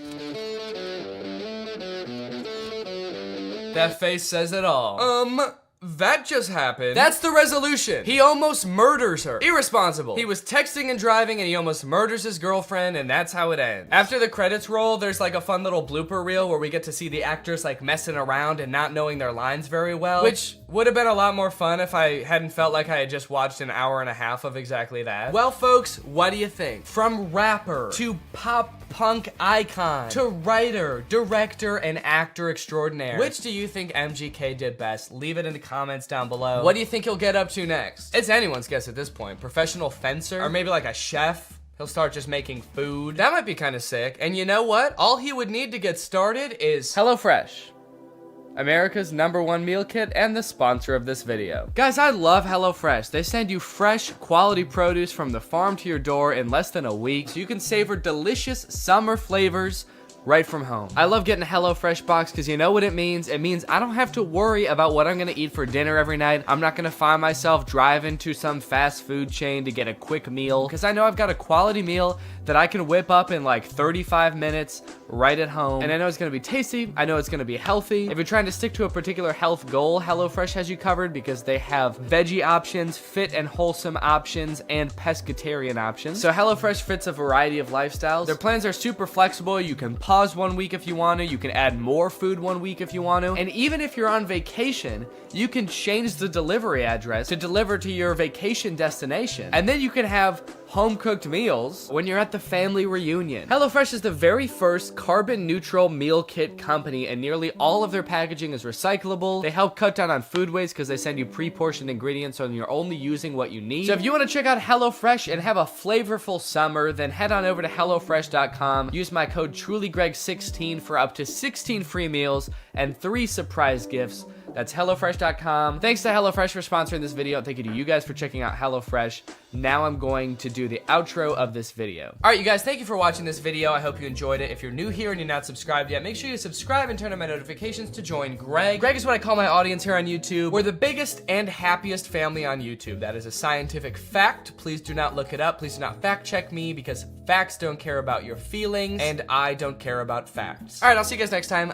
Bye. Hello, Greg. Why are movie studios studios making bad movies on purpose. I swear to God they are. I'm sure most of us by now have seen clips from the new Pinocchio movie. Father, when can I leave to be on my own? And that had me pretty skeptical, honestly. You're trying to tell me they made it and they were like, the main selling point of this movie is that it will be good? No chance. And now I've recently seen people talking about this movie Marmaduke. It's about a cartoon dog voiced by Pete Davidson. It has 0% on Rotten Tomatoes. I've watched it and it is in fact the worst movie you'll see this year. And it just really seems like they're trying to make bad movies on purpose. This movie is just heinous. It feels like Netflix just like fed an AI a bunch of scripts of bad movies until it spat out Marmaduke. This movie is not good at all. I think it has 0 redeeming qualities actually. There's nothing good in this movie. I would even give it a negative score if I could. I like that I said that as if there's something stopping me. I'm my own entity. I'm not limited. I don't have a boss telling me I have to give it a positive score. I'm gonna give it a negative 6 out of 10. With a narration from Pete Davidson himself, who could not sound less interested in explaining the exposition of this movie. Marmaduke was some fucking dog, dude. I don't care. I'm dating a Kardashian, man. You think I need this? I personally don't have a problem with Pete Davidson. He's a funny guy. He was not up to the task of being the main character in this movie. This is a cartoon dog. You need someone with like a crazy range. Pete Davidson's emotions range from high and pleased down to high and indifferent. That's about all the variety you're gonna get out of Pete Davidson. After watching the movie all the way through, I'm not even 100% sure that Pete Davidson even knows he's in this movie. I haven't seen Pete Davidson do any promotion for this movie. I don't think he's done interviews talking about, you know, getting into the role of Marmaduke. I would not be surprised if they just like took audio excerpts of Pete Davidson from like other TV shows and just like found a way to make a movie about a dog around them. You look at the characters in this first scene here and tell me, what is your reaction? Art is subjective. What you like depends entirely on your life experience, your personal taste, you know, where you were born and raised. For example, I was born in the 1990s on Earth, and I hate every single one of these characters. There are 3 body shapes in the universe of Marmaduke. There is eerily slender, bouncing egg. That's right, they don't walk, the round characters. They just kind of bounce from place to place. And then there's Mom. Mom has a serious case of the Pixar mom syndrome. I guess the creators of Marmaduke decided to take a page out of Pixar's book when designing the mom, and then they ignored all the other pages in the book about like how to make a movie. Anyway, through a little bit of narration, we find out that the reason Marmaduke is not allowed at this party is because he's basically a terror to the family. Marmaduke is a nightmare. He chases the cat. As if this family wasn't going through enough already, dude. Look at the dad's nose. Look at his nose to arm ratio. He doesn't need this right now. He's got bigger fish to fry. His nose is about 3 times thicker than his arms. What the hell? Compare that to Marmaduke. And the shot where he's just beat the shit out of the dad for his comfy chair. He's jacked. He looks like a kangaroo. They're living with a wild animal in their house and this dad's arms are made out of wet spaghetti. And Marmaduke has the audacity to be upstairs in the window like, come on, let me into the party. What is it, cause I like steak a little bit too much? And it's like, no, dude, you keep beating up my family. You killed our youngest daughter. But Marmaduke's not trapped upstairs for long. He decides to start chasing a bee around the room that he's in. Guy, being like a world famous dog trainer, sees Marmaduke, this poorly behaved monster, and decides, hey, this would be kind of an interesting challenge for me to transform Marmaduke into like a good boy. At first I thought this guy was gonna be the villain of the movie because he's like rich and British, and I think that it's the law in cartoons that the bad guy has to be rich and British, but this guy is actually, he's not that bad. He's a little greedy, but he's not the bad guy. So Guy goes over to Marmaduke's house and talks to the owners and is like, hey, if you let me train your dog and enter him into like dog competitions, we could win $1 million and I'll share the $1 million with you, which is actually a very nice thing for a rich British man to do in a cartoon. The family says yes, so Marmaduke gets to train with this experienced, highly awarded, rich and famous dog trainer. And they start training right away. Or actually, sorry, Marmaduke doesn't want to train at all, so the trainer starts beating the shit out of Marmaduke. That's enough for today. That's enough for today? You didn't do anything. You just hurt a dog. You didn't teach him any tricks. He doesn't even know how to sit. All right, the first trick we're gonna learn today is how to dodge a punch. Okay, it looks like you didn't get it today, but we'll try again tomorrow, okay, buddy? Anyway, I guess after showing Marmaduke how violent he is and all of his like cool martial arts skills, Marmaduke is like, wait, actually maybe I do want to get trained by this guy. And they make it seem like it's because like Marmaduke is so impressed. I personally think it's because Marmaduke is so scared. He does agree to finally be trained. So cue Marmaduke getting trained montage. Or sorry, Marmaduke getting tortured montage.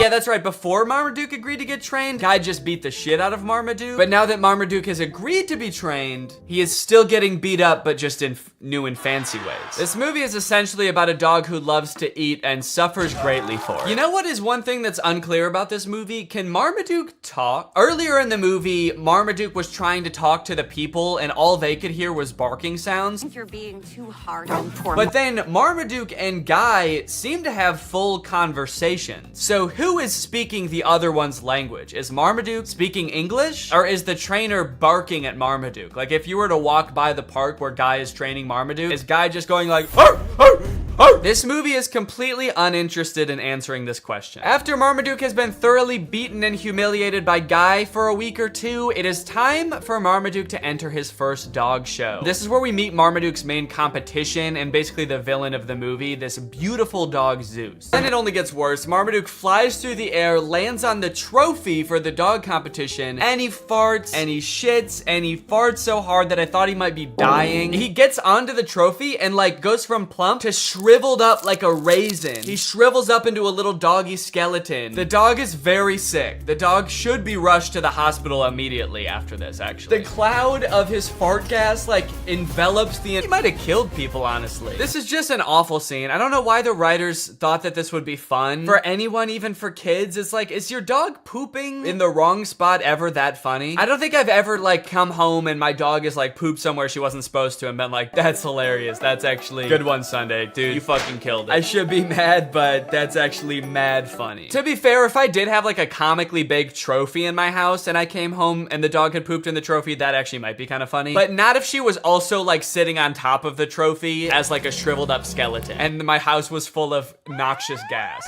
That was a disgrace. The movie's getting kind of dark. This is a really somber, like, middle section of a children's movie. He's not a loser! It just turns into Marriage Story. Marmaduke is a Great Dane! Then come to find out that the trainer has actually billed them for all of the training, and it's like a shit ton of money. They go through the list, and it rolls by in this like Star Wars style credit roll, and it's meant to fly by really fast so you can't read anything, but I paused it just to like look through what some of it is. Some of the items on this list are more than the $1 million they would have won at the final dog show. There's things for $29,000, $35,000, $1.4 million. Also kind of a funny detail, the writers I guess couldn't come up with enough things to actually make the list that long, so they just literally copied and pasted the same chunk over and over. So if you just play it, you'll see like the same thing worth $1.5 million over and over in this list, and it's like you couldn't just keep coming up with different numbers at least? You are not a champion. So Marmaduke is like, you know what, screw it, I don't need you, and he decides to set off on a journey to show him what a real champion can do. He runs to China, and then he runs to Egypt, and then he swims in the ocean, and then he goes home. And I guess that's pretty much all the training he needs. I don't know why he is still so focused on the dog show after that. Marmaduke's like, yeah, I climbed to the top of Mount Everest and then swam to the bottom of the ocean so that I could hopefully compete in an obedience competition at a regional level. I hope that I do okay. It's like, no, all of the things you did just then are like infinitely more impressive than a dog show. At least that's what I thought until we get to the dog show and we see what other dogs do during the talent portion.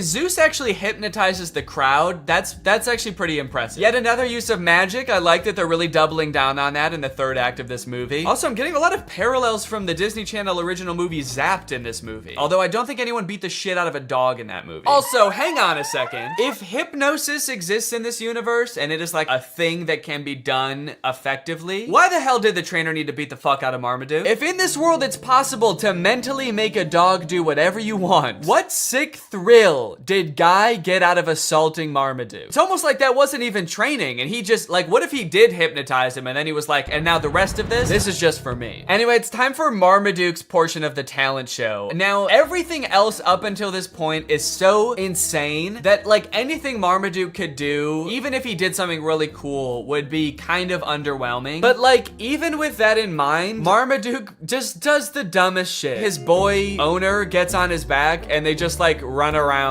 the stadium. I'm sorry, Marmaduke, but that was not impressive at all. We literally all just saw magic happen. We saw a bulldog lift up a building. I know I keep mentioning that, but that was insane. We all just saw an entire crowd get hypnotized by a creepy blonde dog, and Marmaduke's like, yeah, but can you do this?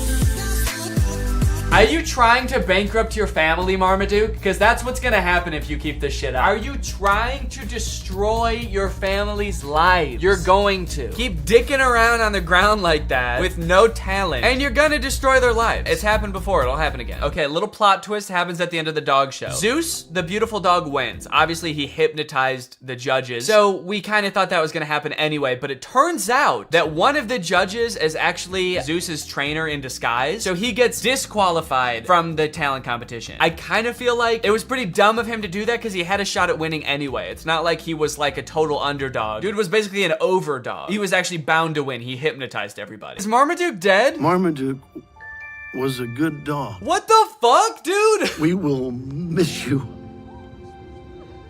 very much. Okay, they're spending way too long on this if he's not actually dead. He should have come back alive by now, probably. Is there still time to hit the awards banquet? Jesus Christ, dude. You have to admit, if he did die, that would be objectively the funniest ending to this movie. Marmaduke doesn't win the dog show, and then he dies. And then everyone's really sad, and then the movie ends. In my head, when this was happening, the first time I watched this, I was like, please roll credits, please roll credits. It would be so fucking funny if Marmaduke dies. Oh, fuck, he's alive. Anyways, if this movie couldn't get any worse, it ends with an original song by Pete Davidson about being a dog.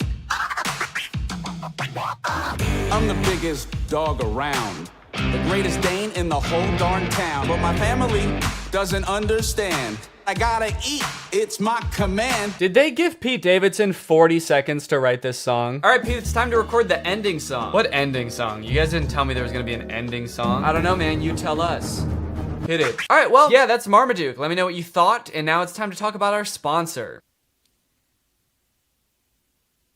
Hello. Guys, did you know in the US it's legal for your internet service provider to sell your data to other companies? They can sell it to ad companies. Heck, they can sell it to whoever they want. This seems pretty screwed up to me. I don't know why this is legal, but what I do know is that Marmaduke is probably responsible. Luckily, today's sponsor, ExpressVPN, puts a stop to this by rerouting 100% of your network traffic through their secure encrypted servers. Those are servers that are both secure and encrypted. ExpressVPN also masks your device's unique IP address, making it much more difficult for like big tech companies or advertisers or really strong dogs from tracking you and matching your activity back to you so they can collect your data. There's a ton of great reasons to use ExpressVPN. You can unblock content that's not available in your country. For example, the movie Whiplash is not available on Netflix in the US, but with ExpressVPN, if you change your server location to the UK, it is available. They have 24/7 customer support, the fastest speeds, consistently faster than other VPNs, and it's easy to use. You can fire it up and get going with just one click. I've got ExpressVPN on my computer and my phone, pretty much every device that can have it in my house. So find out how you can get 3 months for free by visiting expressvpn.com/Danny Gonzalez. That's expressvpn.com/Danny Gonzalez. Thank you to ExpressVPN for sponsoring this video, and thank you to you guys for checking out our sponsor. Please get out from under my desk. All right, guys, thank you for watching this video. If you're new here and you're not subscribed yet, make sure you subscribe and turn on my notifications to join Greg. Is that in focus at all? Greg, join Greg. Greg is what I call my fans here on YouTube, my fan base, my audience. But we're more than that, you know? We're a family, we're an army. We are one guy named Greg. So if you want to join, then turn on my notifications and subscribe, and I'll see you guys next time. Bye-bye. What's up, Greg, and welcome back to another episode of A Grown Man Spends 20 minutes making fun of a movie for kids. You may have noticed something a little bit different. There's a microphone in the frame. I got a new stand for my microphone, and apparently the only way I can get it like close enough to me is by having it slightly in frame. So I hope this isn't super distracting. This would be kind of a crazy way for like one of those faceless YouTubers to film videos. What's up, guys? So today we're going to be talking about Zapped. And after watching this movie, I'm starting to think that the writers of Disney Channel original movies are not capable of writing a movie that's not about a teenager trying to control the opposite sex and mold them and craft them to their liking. You got Pixel Perfect, a movie about creating like the perfect girl pop star. How to Build a Better Boy, pretty self-explanatory in the title on that one. And then you got this movie Zapped, which is about Zendaya discovering that her dog training app can actually train boys to obey. Sorry. It can train boys to obey her every command. It's not actually Zendaya. She's not playing herself. It's Zendaya's playing a character named Zoe. I think that's probably pretty clear, but I just wanted to clear that up. This movie is full of dark magic. I'm convinced of it. There's something deeply sinister going on in this movie. I don't know what it is, but I'm gonna figure it out. Let's go ahead and watch it. The movie starts out with Zendaya's character Zoe giving a maid of honor speech at her mom's wedding. She's marrying this new guy, so her family is about to be merged with his family. So it's Zendaya and her mom, and then this man and his 3 sons. So it's like a family of women mixing with a family of men, which makes a lot of sense because as we know, women give birth to girls and men give birth to boys. First off, I just want to say how happy I am that my mom has finally found love again. She is the most giving person I know. Her speech starts off sweet, but then she immediately just starts like kind of complaining about having to live with 4 new guys because they're stinky. 4 guys and their mysterious odors that they always blame on the dog. Yeah, she sort of takes the opportunity to complain and just make her mom, I guess, like feel bad for marrying a guy. It's the happiest day of her mother's life. And also this guy, her new stepdad, is the happiest day of his life. And her speech is like, I hate my new family, my new stinky family. And this wedding will certainly ruin my life. To make matters even worse, towards the end of her speech, the boys lose control of their pet dog, who is at their wedding for some reason. They lose control of the dog, and the dog goes crazy and knocks like a chocolate fondue fountain all over Zendaya. And at this moment, I couldn't help but remember that Zendaya's character in Euphoria is supposed to be the same age as Zendaya's character in this movie, and their lives are drastically different. Throughout this movie, you will find that the characters are like super weird. They're like caricatures of people that don't exist in real life. And to show how much it's gonna suck really living with the boys, the writers of this movie decided to have the next day start with Zendaya's new stepdad screaming in the hallways, getting everybody ready for school. But then when he sees Zendaya come out of her room, he like doesn't know how to talk to her. Hey, boy, sport. I mean, hi, girl. Hi, girl. It's like, dude, you're 50. Have you never talked to a girl before? The movie then establishes why each one of the new guys that she lives with is like gross in some way. One of her little brothers is really messy. The other one's always like cooking gross stuff. Which is like a weird character trait. I get the messy younger brother, but like the gross cooking younger brother, is that a thing? Is that something I'm supposed to be able to relate to? And then the oldest of the brothers is like always frantically running around. He's like always late for something. He's really scatterbrained. My pants! Where are my pants?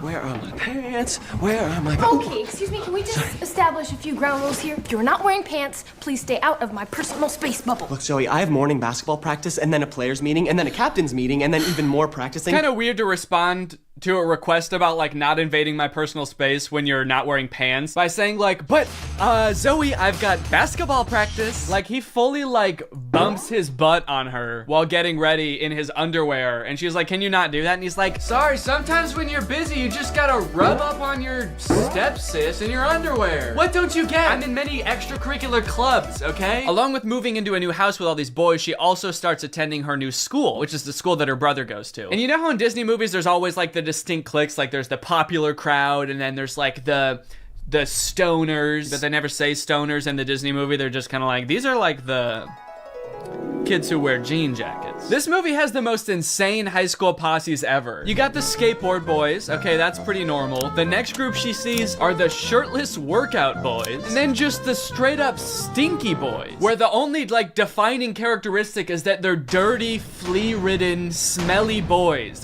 You can hear like flies flying around them. What clique is this supposed to be in high school? And then there's the popular group, one of whom is also pretty stinky himself, actually. The Tripster? The Tripathon?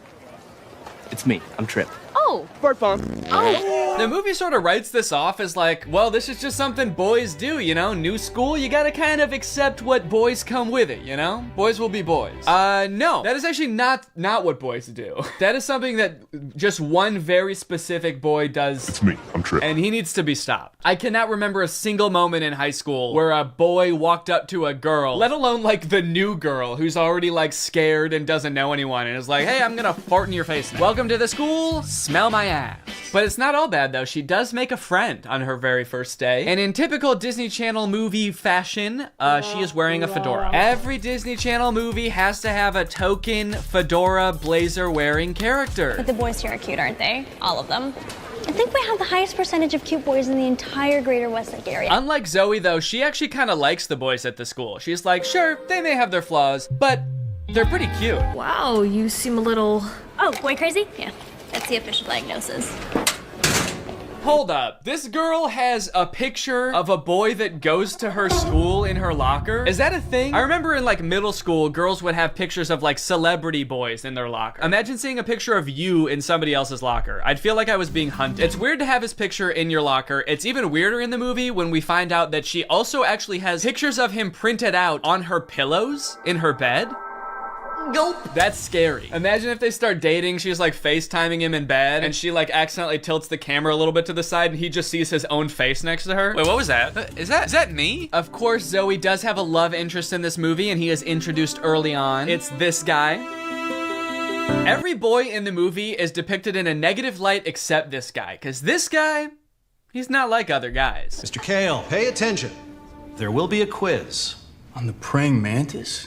Sphodromantis viridis, carnivorous member of the phylum Arthropoda, class Insecta. Wow, he really is different than all the other guys. He knows about praying mantises. Most guys around this school don't know shit about bugs. Yeah, the movie really seems to depict this guy as like the way that guys should be. Guys shouldn't be stinky and messy, okay? Guys should wear beanie and sunglasses and know shit about bugs and be 35. I know I talk about this in like every Disney Channel original movie video that I make, but this guy literally looks like he's 30. Maybe he was held back for being too cool or not not being stinky enough. That seems to be a requirement at the school. He went on stage to accept his diploma, and they shook his hand, and they were like, wait a minute, why isn't your hand sticky? Actually, there's no flies flying around you. Get out of here, dude. Back to freshman year. No wonder you do the silent lone wolf sunglass rebel thing. Oh, it's pancake mishap this morning. No, I'm not looking at that. Okay, well then what are you looking at? I'm looking at you. Creepy. Stops in the middle of the hallway just to stare her down. I think I've got you figured out. Oh, really? Yeah, I don't know, man. This just comes off as creepy to me. I guess this is supposed to be romantic, but it's not really romantic to me. Just scary. I can see inside you. Another one of the plot lines in this movie is that Zoe wants to join the dance team, but the girl who runs the dance team is like the popular mean girl. She doesn't want Zoe on the dance team because she's too good at dancing and it's gonna make her look bad or something. Anyway, by now you're probably wondering, when the frick does this app thing happen, right? When the frick does Zoe discover that the dog training app works on boys? Well, at first, it doesn't. Zoe's just trying to train the family dog because it's all just like the rest of the boys in the house. It's stinky. Gross. And it like destroys her room and shit. Breaks this thing that her dad gave to her. She downloads this app called Listen and Obey, which is kind of an ominous sounding app. Sit.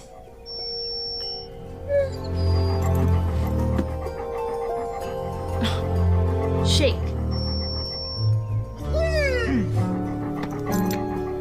Right away, this app is already clearly cursed with dark magic, right? And the dog can even tell too, because you know what the dog does the second he realizes what's going on? He grabs her phone and runs off with it and tries to destroy it, presumably to break the curse. And then what happens next is honestly the most confusing part of the movie, okay? So the dog drops the phone in the bath. Her brother gets it out and tries to swing it around to get the water out of it. It flies out the window, swings around a satellite dish, slides down a solar panel, and lands in dog food. And from here on out, that app is now able to control boys. Any man or boy this app can control against their will. Sit. And at first, while watching this movie, I didn't even think it was that weird. I didn't even give it a second thought. I was just like, okay, yeah, so something magical happened and now it can control boys. That makes sense. But like, what? What happened to the phone? I don't understand how solar panels and satellite dish changes the app from dog-based to man-based. Like, you'd think at the very least something having to do with like men would happen to the phone. Like the phone lands in like a bucket of buffalo wings or like flies through a football field. I'm just curious to know if that fucked up other apps on the phone or if it's just the dog training app. Now, whenever a boy likes one of my tweets, he goes into a coma for 3 years. And don't even get me started on the weather app, because every time I check that, boys start falling from the sky. Anyway, let's just say now that she's got the ability to control boys, she has a little bit of fun. Boys are acting weird. Dude, he farted twice in midair in such rapid succession. They added in 2 fart sound effects. Kind of impressive. I'm trying to imagine how she's gonna use the app to get herself out of this one. Stop farting. Take it back. Take the fart back. Suck it back up into your ass. Oh, how am I doing this? But no, she just uses the app to utterly humiliate him in front of his friends. Go to the bathroom. Oh, wait, not here. I'm still confused about some of these cliques, by the way. Like, what are these nerdy kids supposed to be? Look at this kid in the green sweater, how he acts when nobody high-fives him. What is that acting? I guess your dog app doesn't work on girls. Maybe because girls aren't dog-like enough. They're too catty. Ah, that's funny. Girls are catty. What the fuck does that mean? Boys are dog-like? What the hell? I mean, I guess in this universe they kind of are. They're like flea-ridden, mangy boys. Why do we smell like we smell? So pretty much like the majority of this movie is just Zoe using the app to like get what she wants and make all the boys at the school act exactly how she wants them to. She turns the skater boys into gentlemen. She goes up to the nerdy gamer kids and tells them to like go do yoga instead of playing video games. Let's go do some yoga. And her brothers, dude, don't even get me started on what she does to her poor brothers. I'm taking the brothers' side, all right? They did nothing wrong. Her poor brothers were just living their lives until Zoe moved in and tries to fix them. Be clean. Holy moly, it's filthy in here. Her messy brother, she tells to be more clean, which turns him into this like hyper-hygienic husk of his former self. I need a sponge and soap and paper towels and a power washer. For the rest of the movie, he's literally he's scrubbing everything frantically in a panic. Anytime there's a mess, he's like, I gotta clean it up. She tells the gross cooking boy to cook less gross stuff. Start making less gross food. So he's like cooking 5-star meals for the rest of the movie. And then the oldest brother, she tells him to be more focused. Be focused.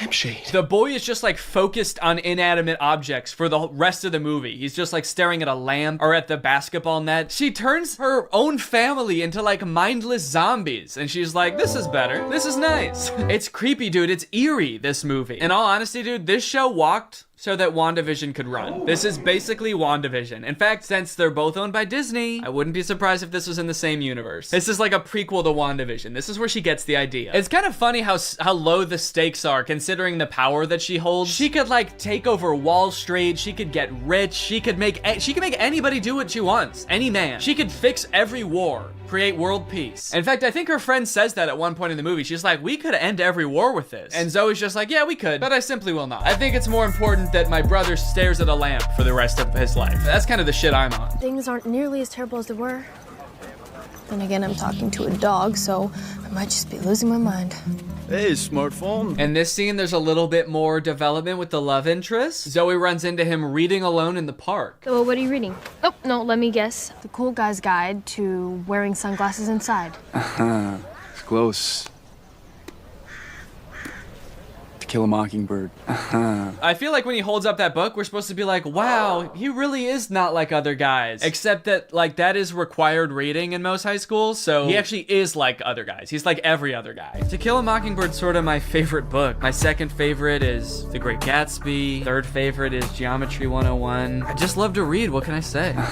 Eventually things start to get a little crazy at school, and Zoe realizes that she probably shouldn't be controlling people like this anymore. People are getting into fights and stuff because the new cliques at school are just like not meshing well. So Zoe's like, all right, I'll just make them stop. And she tells the app to stop. And then of course, everybody just stands still and freezes. And so she's like, oh no, I can't reverse the commands. If I tell them to stop, they're just gonna literally stop. And so then like many more days go by and she's just like, well, I guess I can never reverse the thing. And it's like, well, what if you just said, hey, ignore all the commands I gave you, instead of just saying stop and being like, oh, it didn't work. The movie continues to get even more dark to like a startling point. There's a creepy ass scene where the whole JV dance team wants to resign because they don't like dancing anymore. And Zoe's like, how about I use the app to make you dance instead? And so there's just a scene of them all like sadly dancing because their hearts aren't in it, but they are being like physically forced to dance. And the movie even goes so far as to make Zoe force the love interest to kiss her with the app. Kiss me.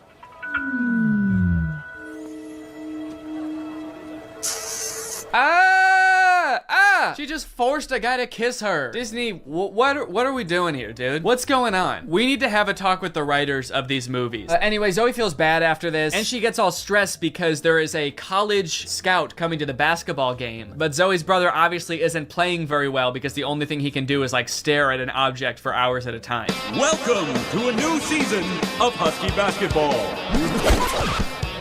The Huskies have been struggling with practice, and there's a college scout in the stands. So tonight's game could be a nail-biter. I like that the scout is writing stuff before the game even starts. What do you think he's writing? Ball round, court shiny, boys stinky. Just as the beginning of the movie made no sense, the ending also makes no sense. The phone falls into the wrong hands. The popular girl figures out that Zoe is using it to control people. I don't know how she figures it out. She just like sees Zoe holding it during dance practice and she's like, she's holding her phone while dancing? She must be using mind control. I gotta get that phone. Anyway, she steals the phone. At the basketball game, she just like starts making everybody obey her every command. Bow down to me. In order to get the phone back, Zoe's like, how about I just do whatever you want? I'll do anything you want. Just say the command. Hands.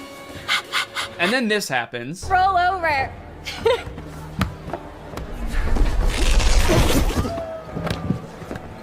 How did you? I'm your brother. We stick together. Sorry, what? He just broke the curse. Like the spell that everyone is under. He just like got up and he's like, I'll do it with you. I'm your brother. Don't worry about it. It's like, I'm sorry, is that's what breaks the curse? Being a brother? Being her brother? And then eventually like her whole family is able to resist the app and get on the ground with her and start doing it. And it embarrasses the popular girl. And they, like the only explanation for it is this. Why isn't this working? Because everyone knows. You can never make a dog turn against its own pack. The rules to this movie, the lore does not make sense. I guess that's just how Disney Channel movies go. In the end, everyone sort of learns that like, hey, girls have things that girls do that are weird to boys, and boys do things that are weird to girls. And that's just how we need to leave it. Which in some sense I would agree with. Not in this movie though. The boys are disgusting in this movie. They need to change something about themselves. I think that there could be some middle ground between her mind controlling them and them just being utterly repulsive. Anyway, the moral of the story is like Zoe realizes that she is not God and should not have unilateral control over everyone's lives, and they all live happily ever after. Well guys, we may never be able to control boys using our smartphones, but you know what we can control? Our money. Thanks to today's sponsor, Current. Do a flip. Do a backflip. Sit.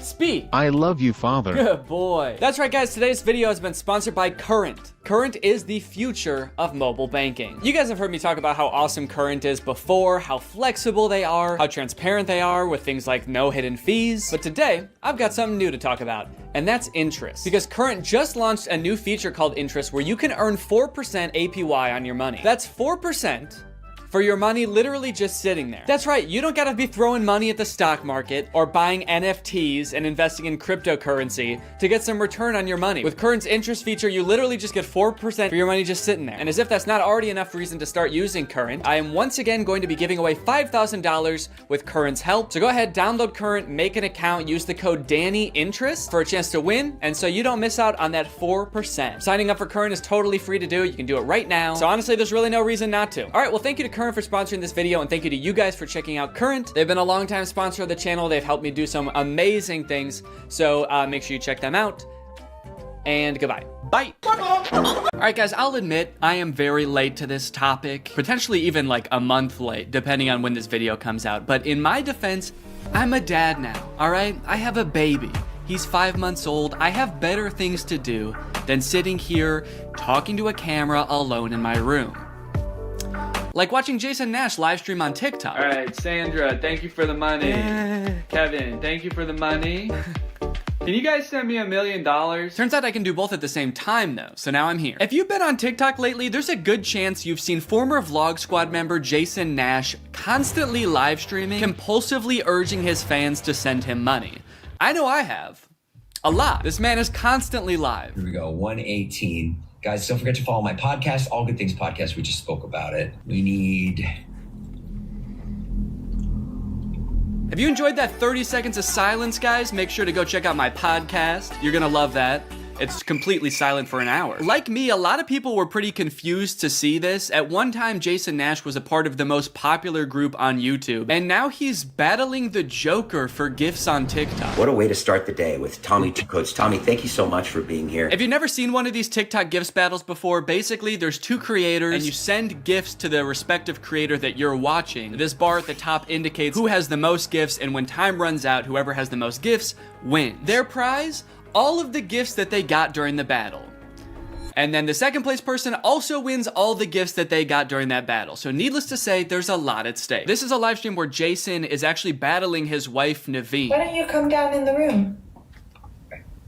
I'll let you in.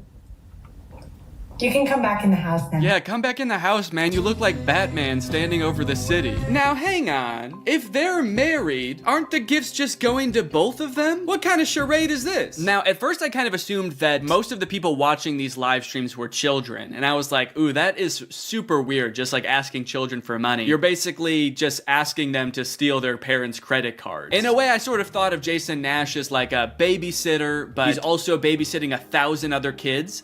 And if you start choking, he's not gonna call 911 because he can't see you. But after tuning into a few of his streams and actually like clicking on some of the profiles of people watching, I realized that it's actually mostly adults, which was very surprising to me. Guys, what are we doing here? Stop that. I promise you there are like 1 billion other better uses for your money than helping Jason Nash's wife crush him in a gift battle. Fun as it may be. The reason I wanted to make this video is because I think that it's kind of a very interesting look at the career span of a creator. It's a pretty new career, all things considered. And like nobody's been a full-time online creator for 40 years. So we don't really know how long this career is supposed to last or how it will evolve over time. So I think it's worth looking at why Jason Nash is here. Between the years of 2016 and 2020, David Dobrik was seemingly at the top of the YouTube ecosystem. What started as David just sort of goofing around and filming his friends as up-and-coming content creators quickly turned into partying all the time, collabing with huge celebrities, huge giveaways, and giant sponsorship deals. And if you didn't watch the vlogs around this time, you might think that David was like the biggest part of them, but it was actually more his friends doing the heavy lifting. David was always behind the camera, and sure, he would laugh a lot, and you'd hear him laugh. But I really feel like the reason people tuned in was sort of to live vicariously through David and experience the goofiness that was all of his friends. So while all of the vlogs were on David's channel and David was inevitably the most popular member of the vlog squad, I really feel like he owes most of his success to his friend group. But it was a fun time. I watched a lot of the vlogs back in the day and I really enjoyed them. It felt like you were a part of this friend group. And in a lot of ways, you were like the members of the vlog squad, because like the members of the vlog squad, you also were not getting paid for your appearances in the videos, which is something that I always found kind of weird. David's friends never got any sort of payment. Their only payment was in exposure. And so what kind of ended up happening was, because everybody else around David wanted to launch their careers off of David's vlogs, they all started vlogging too. But because they would always be hanging out together, all of their vlogs seemed to be just like the same situation from a bunch of different angles, and everybody was holding vlog cameras. It got pretty out of hand for a while there. Eventually though, during the pandemic, a bunch of stuff happened that caused David to take a step back from vlogging. Mainly a bunch of scary accusations about one of his best friends, Dom, and also him almost killing one of his other best friends, Jeff Wittick, by slamming him into the side of an excavator. After losing a bunch of followers and probably more importantly, a bunch of sponsors, David posted an apology saying he was gonna do better. He said he was gonna take steps to make sure his vlogs were a safer environment for the people in them. And I want to be able to have a place of checks and balances. I want to have HR. If he had to choose between quitting vlogging or doing it safer with an HR team, he was gonna do that. And then he quit vlogging. Currently, David is still presumably very rich. The only place he really posts is on Snapchat, and from what I can tell, he mostly just goes around and tours really expensive houses and parties a lot. He doesn't seem to have any ambitions of creating more content on YouTube. In a lot of ways, he's sort of like the Great Gatsby of social media now. But without David sort of manning the ship that was the vlog squad, a lot of the other members basically had to figure out other avenues and other ways to make money and maintain their following after the vlog ended. Zane and Heath have a pretty successful podcast now, so does Jeff Wittick. Carly and Aaron, I believe, have a podcast too. But I feel like Jason Nash, out of the entire group, is having the most trouble adjusting to the post-vlog era. He has a podcast, but it's definitely not getting the same numbers that his podcast with David did, views, back in the day, which David also quit. Despite them, I think, getting a bunch of really great offers that would have changed Jason's life, David decided to quit because he didn't want to do that anymore. He wanted to be the Great Gatsby. So Jason has now been left to fend for himself, and it seems like TikTok gift streaming is what he has turned to. You excited to go to dinner?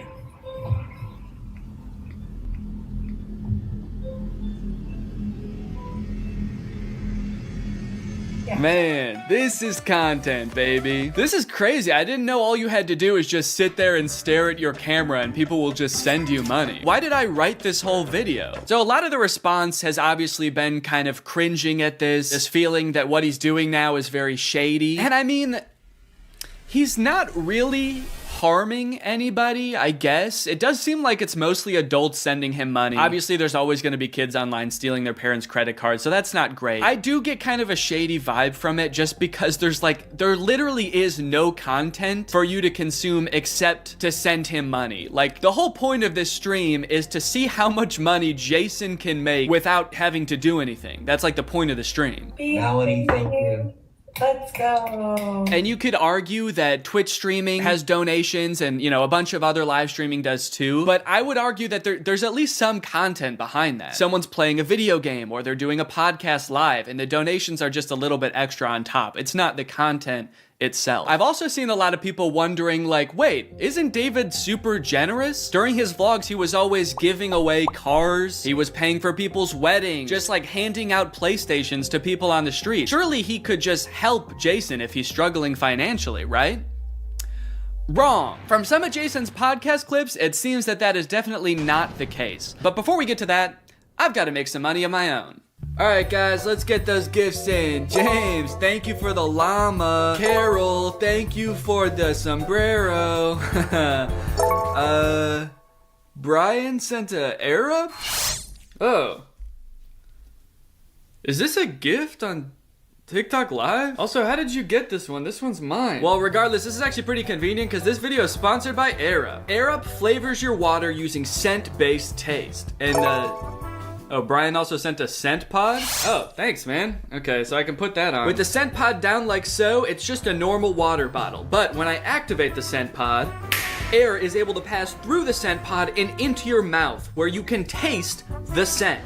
Send me money. I like to bust out my air up while I'm getting work done. It gives my water a little bit more which is what I need when I'm trying to focus. This one right here is lime, and it is excellent. Someone said, come to Brazil. I'm busy. Air up is a unique hydrating experience. You can't get this anywhere else, buddy. No chemicals, no sweeteners added to the water, just plain old water into my plain old mouth. The scent pods come in a variety of flavors. I really like the lime and the peach. My editor, Jake, is really fond of cherry. So no matter what kind of flavors you like, there's bound to be a couple for you. You want to spice up your hydration experience, click the link in the description, get yourself an Air Up, get yourself some scent pods, put your mouth on the nozzle, and suck away. You look really tired today. That is mean. Thank you to Air Up for sponsoring this video, and thank you to you guys for checking out Air Up.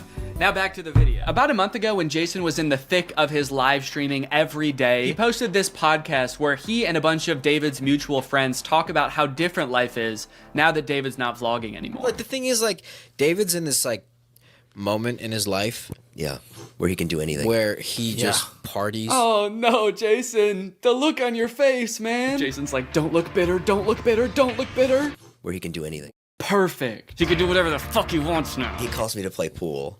And I'm like, I gotta go live, and I don't expect him to understand that. You don't expect him to understand that you have to work to make money? You know he did that too, right? I wouldn't expect him to understand that, man. He hasn't had to work in, gosh, what is it, 2 years now? I hate to say it, Jason, I think he gets it.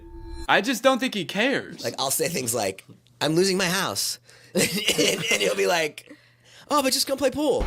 I just don't think he cares. Dude, Jason, haven't you learned anything from being friends with a popular YouTuber? You just told him you might lose your house and he invites you over. You think he really wants to play pool? Dude, he's probably gonna Mr. Beast you. He's probably inviting you over so he can like surprise you with a new house. He might make you do Squid Games for it, but you have a chance to win a new house. Maybe he'll give you a new car, or, you know, surprise you with his new car like he did that one time. My surprise to you is that I'm buying myself a car. I know. That was cool. I will say it is interesting that David seemingly stopped doing the extravagant giveaways once he stopped doing the vlog. I wonder what the correlation there is. That's kind of weird. There was a great TikTok that he sent, which was like some guy. It's just the guy that has like a lot of money and can do anything all day. He's like, "Oh, Diplo's having a party tonight," and like and it's literally like things that David has said. David sent Jason a TikTok of a rich, out of touch guy being like, "Oh my god, dude, this is so me." Dude, look at this TikTok. This is so me. That moment when you're rich and you're partying with Diplo and you're talking about how much you hate Jason Nash and how poor Jason Nash is. Guys, comment below if you found this relatable. But if you think about it though, from 18 to like what, 23, 24. Oh, he was hitting it. He never drank. I don't think he ever drank. Even when we would visit him, we'd be up till like midnight just like watching the edits, just like. Wow, he worked hard for 5 years? Let the man party, dude. Please do not burden David's poor gentle soul with your financial woes. Just let the man play pool and play with him, for God's sake. I mean, look, I don't doubt that he worked hard. The dude posted 3 vlogs a week. I'm sure it was a lot of hard work, but you know who also worked hard? Everybody in his vlogs. I mean, that dude just said it himself. They all stayed up with him until midnight watching the edits to make sure they were good. This was a group endeavor. And I know what people say. They say like, well, David gave them the opportunities, you know? He didn't have to make them famous. Yeah, he kind of did. That was like the whole point of his vlogs, was his friends. David wasn't just making them famous because he was a good, generous guy. He was doing it because that's what was working. They made him famous as much as he made them famous. Now it's like the complete opposite. Everyone's like working and here's him just like, "Hey, what are you doing tonight?" And it's like a Tuesday night. Everyone's working. Yeah, man, that is kind of a crazy switch. Whereas before, David was working and everyone was helping him. Now everyone else is working, so naturally David is partying with Diplo. Naturally, a lot of the conversation around Jason's live streams has revolved around the confusion as to why he wouldn't just get like a normal job if he was strapped for cash, or if like the social media thing wasn't working out. Can someone make Jason Nash a fucking DoorDash account? People are wondering, why is he pursuing this career that is like universally seen as embarrassing or cringe, rather than just getting a 9-to-5? And I totally get that criticism, because I do love being a creator. I love getting to be my own boss. I love being creative on a daily basis, working with people that I'm really inspired by, entertaining people. But if this exact version of being a creator stopped being feasible, would I start doing gift streams on TikTok? Hell no. And not even necessarily because it's like embarrassing or cringe. It's just that like what I enjoy about being a creator, that does not accomplish. There's no being creative. There's no entertaining people. At a certain point, you like strip out all of the fun parts of the career and you just have only the most superficial parts of it left. Just money and fame. So no, if like this YouTube channel didn't work out anymore, there's a billion other things I would rather do that would be more enticing to me than like gift streaming on Twitch. But maybe Jason likes it. He doesn't look like he does, but maybe he does. On the other hand, I could say that Jason is also older. He's lived a lot more life, he's had a lot more experience, and his career in the entertainment industry has gone through a lot more ups and downs than mine has. From what I can tell, Jason has been a stand-up comedian, he's been in TV shows, he's been a podcaster, a Viner, and a Vlog Squad member, and now a TikTok Live gift battler. Between all of those seasons of his life, I'm sure there was downtime where he could have thought, oh, maybe this isn't for me, I'm gonna get up and go get a normal job. And then, lo and behold, the next opportunity comes along. So in some sense, I do understand if Jason's mentality is like, maybe I'm just gonna do this for a little while until I get my next thing off the ground. And I know that when I started Vine, people said the same thing to me. They're like, what are you doing? Why are you doing Vine? You know? And I was like, okay, this is what I'm doing. And then I did YouTube, and people were like, why are you doing YouTube? And I feel like when you're first to something, that can really pan out. Yeah, I do get what you're saying, but also I don't know if this is the same as Vine and YouTube. Saying he's the first to this new thing like TikTok gift battling is gonna be the next big thing is very worrying to me. Please don't make that the next big thing, guys. On top of all that, there is this sort of like gamification in your head that happens when you're a content creator. Because so much of it is like numbers based, you're always looking at your analytics, hoping your numbers go up. It becomes kind of a game in your head to see if you can do better than you did last month or last year. Because of that, I feel like in a lot of content creators' heads, quitting or pursuing a different career path is seen as like losing the game, even if it's subconscious.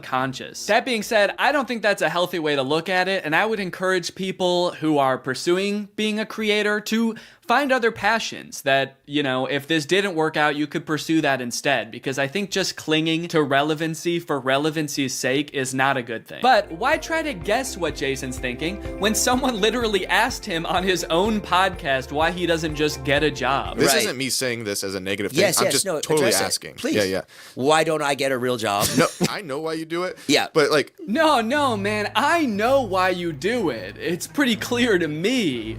But could you tell everyone else why you do this? Someone said that the other day, why don't you get into real estate? I'm like, I hate it. I don't have a real estate license. Bo Granny? Oh yeah, I forgot. You have to be born with a real estate license to do real estate. But darn, Jason Nash was born with a TikTok account. So he has to do that instead. Right. Now look, would I be on TikTok Live if I wasn't in like a financial hole? I don't know, probably not. But also like YouTube wasn't really working. And I needed to find something. OnlyFans. I can't do OnlyFans. This is such an unrelatable thought process to most people. YouTube is not working out for him, and his first thought is OnlyFans? TikTok begging people for money? It just comes off as being so set on being an influencer that nothing else matters to this guy. Listen, it is what it is. It's like, I was on Vine, I was on YouTube, I was on Snapchat, and now I'm doing this. Don't say it like that. Now I'm doing this. I mean, I do like it. No, man, I don't think you do. Not after that. We all saw that. So anyway, it is what it is, and I have to do it because I love it, and it's my favorite thing. Phew, that was close. Hey, we can hear you. What? You said that was close out loud. Oh no! Do you ever think about going to DoorDash or to like I just never thought it's entertainment or nothing. I don't care what it is. Like, what would you suggest I do?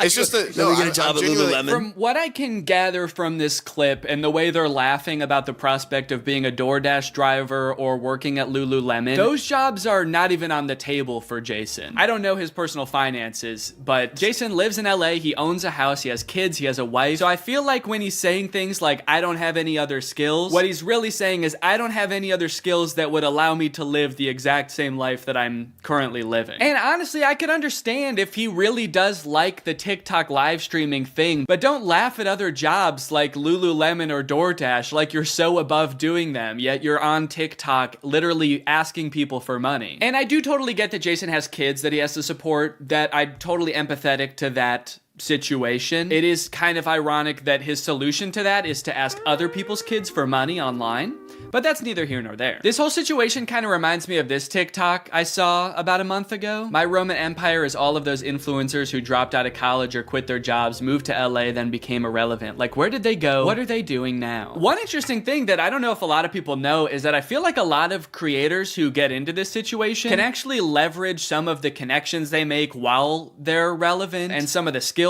that they've learned to get jobs at like marketing agencies, talent agencies, social media companies, or working for other creators behind the scenes. There's actually a lot of opportunities out there, which I would know because my first job out of college was working for a YouTube MCN. While I was still on Vine, I graduated college and I was worried that that wasn't going to be a stable career, so I actually got a job working at an MCN. And then I also worked at the YouTube channel Corridor for a while before my YouTube channel took off. So just throwing that out there, there are other career opportunities where you get to be involved in the creator space, even writing or acting, stuff like that. But it doesn't have to be your operation. You can just get a stable job. All right, it's time to talk about David again. While everyone was making fun of Jason for doing the TikTok live streaming thing, David paid him a visit on Snapchat. Dude, you're kind of becoming a legend on TikTok now. I know.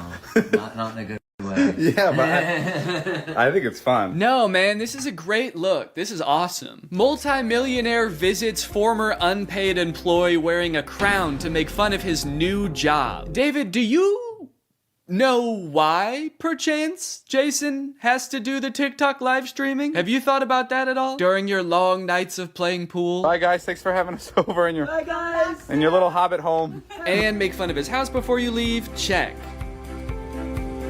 Great job. Now, with all of this talk about David and Jason, I just want to make it clear, do not go and send any hate to these people in real life, especially Jason. Jason actually got swatted mid-live during one of his streams a few weeks ago, which is obviously horrible. Anybody else inside? No. Okay, hold on. Let's get a clip together and then... This is obviously a horrible situation, actually terrifying. But I cannot help but break a little smile when I look over and the two people he's gift battling are the Dobre brothers. I don't think there's a single funnier sight than watching the two of these blankly stare into the camera not understanding what's going on. Also, imagine your gift battle opponent getting swatted and he's still crushing you, dude. That's gotta hurt. My big takeaway from all of this is if you are pursuing being a content creator, I would heavily recommend being super careful about the way you go about it. I would highly recommend not letting your success be at all related to the success of another influencer. You don't want to be the guy from David's vlogs when David stops the vlogs. Also, save your money. This career that we have, we don't know how long it's gonna last. I mean, I sort of view it as being any other type of entertainer. You're only relevant for so long, or like an athlete or something. You can only be in your prime for a certain amount of time, so save as much as you can. It's really easy to get caught up in the lifestyle of an influencer and like partying all the time and flying on private jets, buying expensive cars. And if you can make this career last for like 20 to 30 years, that's awesome. That's insane, but it's definitely not guaranteed. So just be careful, all right? For me, for your old pal Dan. Alright guys, well I hope you enjoyed this video. If you're new here and you're not subscribed yet, make sure you subscribe and turn on my notifications to join Greg. Greg is what I call my fans here on YouTube, and if you just watch this whole video, that means you kinda gotta be a Greg now. I don't make the rules, sorry. Except for that rule I actually did make, but all the other rules I don't make. Alright, I'll see you guys next time. Bye-bye. The story of a Willy Wonka experience gone wrong in Glasgow, Scotland has taken the internet by storm, and I love it. I don't think I've ever in all my life seen such an impressive and inspiring dumpster fire of an event. It is just, mwah. It is just perfect. This event, which was supposed to give kids the chance to experience Willy Wonka's chocolate factory, was so bad, it prompted parents to call the police to get justice for the horrors they had witnessed. Police were called to an immersive Willy Wonka experience after families showed up to an empty warehouse. The event reportedly charged $40 per entry, that's per person by the way, advertised with AI art and said it would be a journey filled with wondrous creations and enchanting surprises at every turn. And oh, what enchanting surprises they found. Kids were all dressed up and crying, waiting for what they thought was going to be a magical experience. Yeah, that's the surprise. No magic here, just sadness. The surprise was them crying. If they called the police, that's how you know it was bad. Because they didn't even do that in the actual Charlie and the Chocolate Factory, and kids were dying in that movie. And honestly, it does look like it was terrifying. Take a look at some of the images of the abandoned warehouse that parents had to spend $40 to gain access to. Okay, here we have some sort of chocolate fountain with murky brown water floating in it. We have one bouncy castle that can fit like 3 kids. Giant empty space filled with table and chairs. You're probably thinking there must be something pretty good to eat here with all these table and chairs. Probably some pretty tasty chocolate, right? No, there was no chocolate at this event. These photos look like a crime scene, dude. These look like Willy Wonka had to flee the country after the FDA found fentanyl in his chocolate. So he has to post up in an abandoned factory to keep the business going while the feds are after him. You got this lovely scene. I think that the size of the warehouse really screwed them over, honestly. If it was a smaller room, it wouldn't look so empty. There would still be nothing to do there, but it wouldn't look so sad. In a way, seeing this photography light in front of this like $2 Candyland backdrop makes me feel kind of sad for the people who put on this event. Like, oh, you really thought people were gonna want to take pictures in front of this shit. Of course not. No. If 2 parents brought 2 kids to this event, It would cost $160, and you're getting this. I think I get why they called the police, honestly, dude. If I was promised some kind of fun Willy Wonka experience for the kids and then showed up to this foggy warehouse, I would think I was about to be murdered in some kind of Willy Wonka-themed Saw movie. And if that's not enough, wait until you see the nightmarish characters they had running around this place. So this is one of the most famous pictures to come out of the whole ordeal. This is an Oompa Loompa, obviously. A lot of people are focusing on the facial expression she's making in this picture. She looks exasperated. And honestly, I don't blame her. This has to be like the worst acting gig she's ever had. As far as I know, this actor wasn't putting on the event. She was just hired to be there. She's probably dealing with crying children, pissed off parents. Also, I'm pretty sure canonically the Oompa Loompas are enslaved by Willy Wonka, so the facial expression makes sense in that context too. What I'm actually more concerned with is everything else going on in this photo. Why is there so much smoke? I'm not super familiar with the process of making chocolate, but I'm 100% sure there should not be that much smoke happening. No wonder she's making that face, dude. She's high as hell. And I love all the mismatched chemistry gear she's got strewn about the table. Beakers, vials, this mysterious elixir locked up in a little glass box. A quill? Oompa Loompas take notes like wizards from the 1300s? I didn't know that. All right, now the other two characters that were at this thing, I gotta introduce you to at the same time because they're both in the same video clip. So let me introduce you to Willy Wonka and the Unknown. What is that? It's the unknown. Man, what the hell? Dude, fuck everything else. I would call the police based off of that. Who is that demon? Surprising twists and turns was right in the advertisement. I would not expect to take my kids to a Willy Wonka experience and have them be accosted by a shadow figure. I can tell you that right now. It's terrifying that Willy Wonka says, "What is that?" when he sees it. What is that? Like, dude, this is your chocolate factory. You don't even know what that is? We are so fucked. Here's a different clip of some other kids experiencing the unknown. As the soup flavor full of scary face. Oh my God. Scare the great unknown.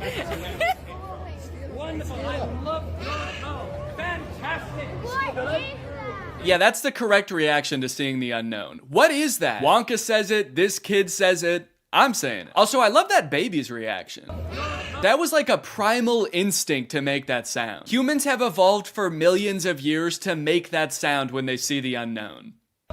According to some reports that I've read from the event, the unknown is supposed to be an evil chocolate maker who hides in the walls and scares little children. Is he a part of the actual Wonka story? No. Was it advertised that there would be a child-scaring monster at this event? No. But speaking of the advertising for the event, one of the most insane parts of this whole story is that this company that made this event, House of Illuminati, apparently used exclusively AI-generated images to advertise this event. Surprisingly, the website is still up, so you can go and check it out for yourself. Welcome to Willy's Chocolate Experience. Dive into the whimsical of Willy's Chocolate Experience! Exclamation point, comma. So you've got images like this, which at first look like some kind of fun candy land, but then the closer you look, it doesn't really make any sense. Like, what the fuck is this thing?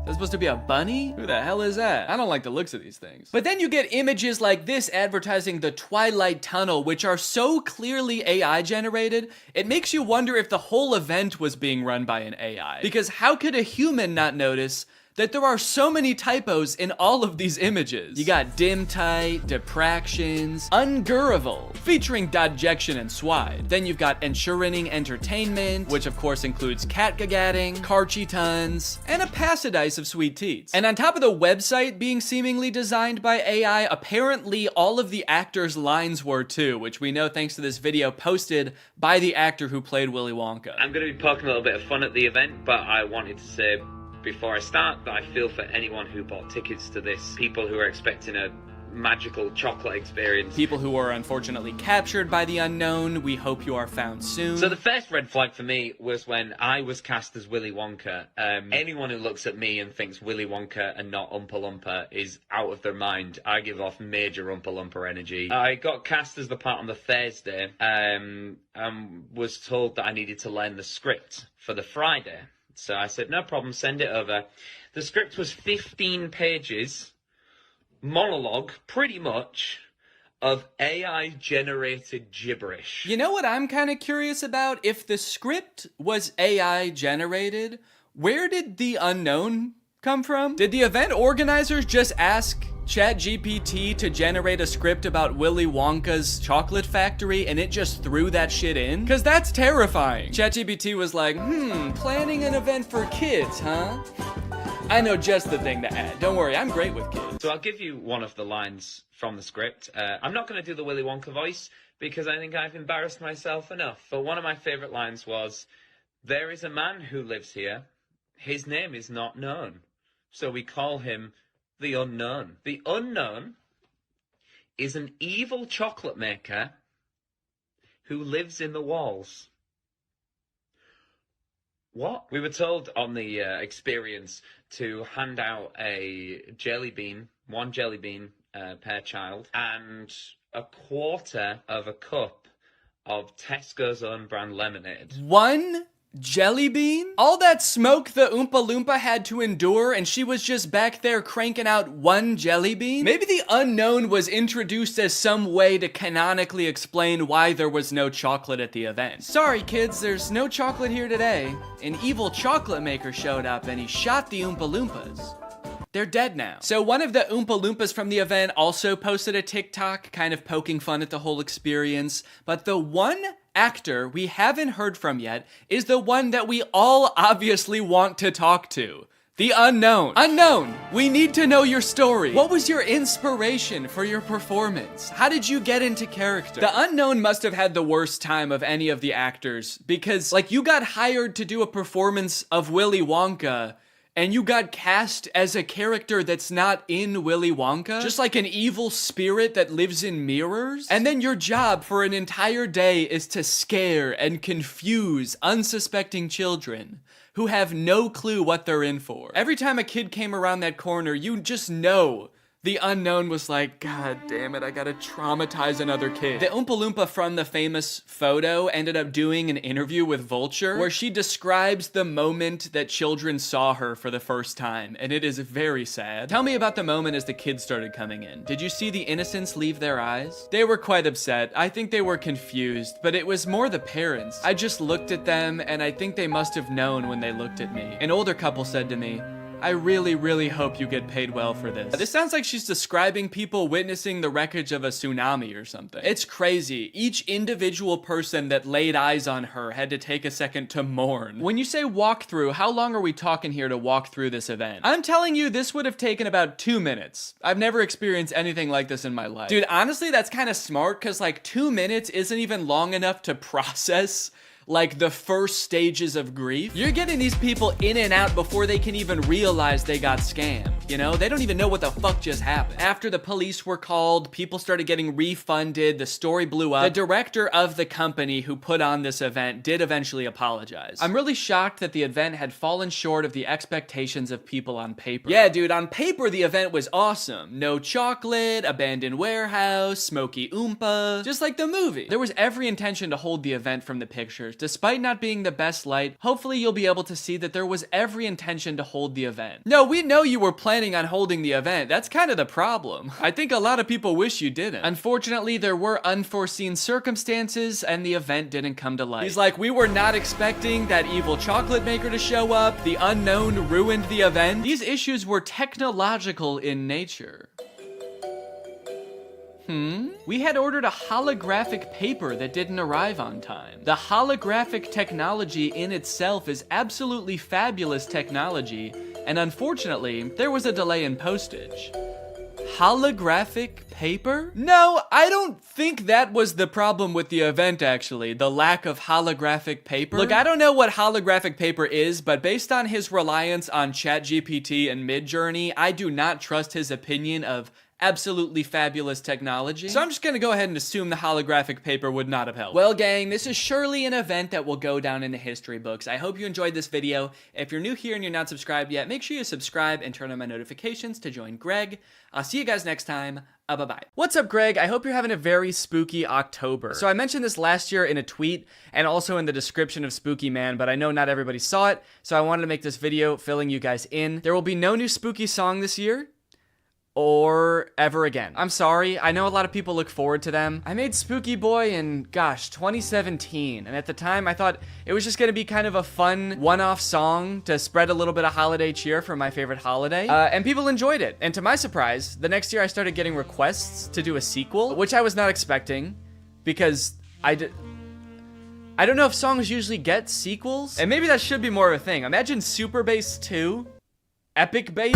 But anyway, I made a sequel for Spooky Boy, and then I made another one, and before I knew it, it was kind of like a little spooky tradition that every year I would make a spooky song. But I don't know if you've ever tried writing more than 4 songs about the exact same thing, but it's hard. And don't get me wrong, I'm still a spooky person, okay? I haven't abandoned the spook. But at this point, I kind of feel like I've just written the same song 3 times and then another time, but sexy. And I just kind of feel like I'm out of spooky bars. I'm out of clever Halloween puns. I'm out of catchy Halloween melodies. And trust me, I've experimented with a ton of different spooky song ideas, but just none of them hit the same. In fact, as a little goodbye to this yearly spooky tradition and the spooky saga as a whole, why don't I show you a few of my rejected spooky songs? Man, look at all these spooky songs. There's a lot of memories in here. And I really did try everything.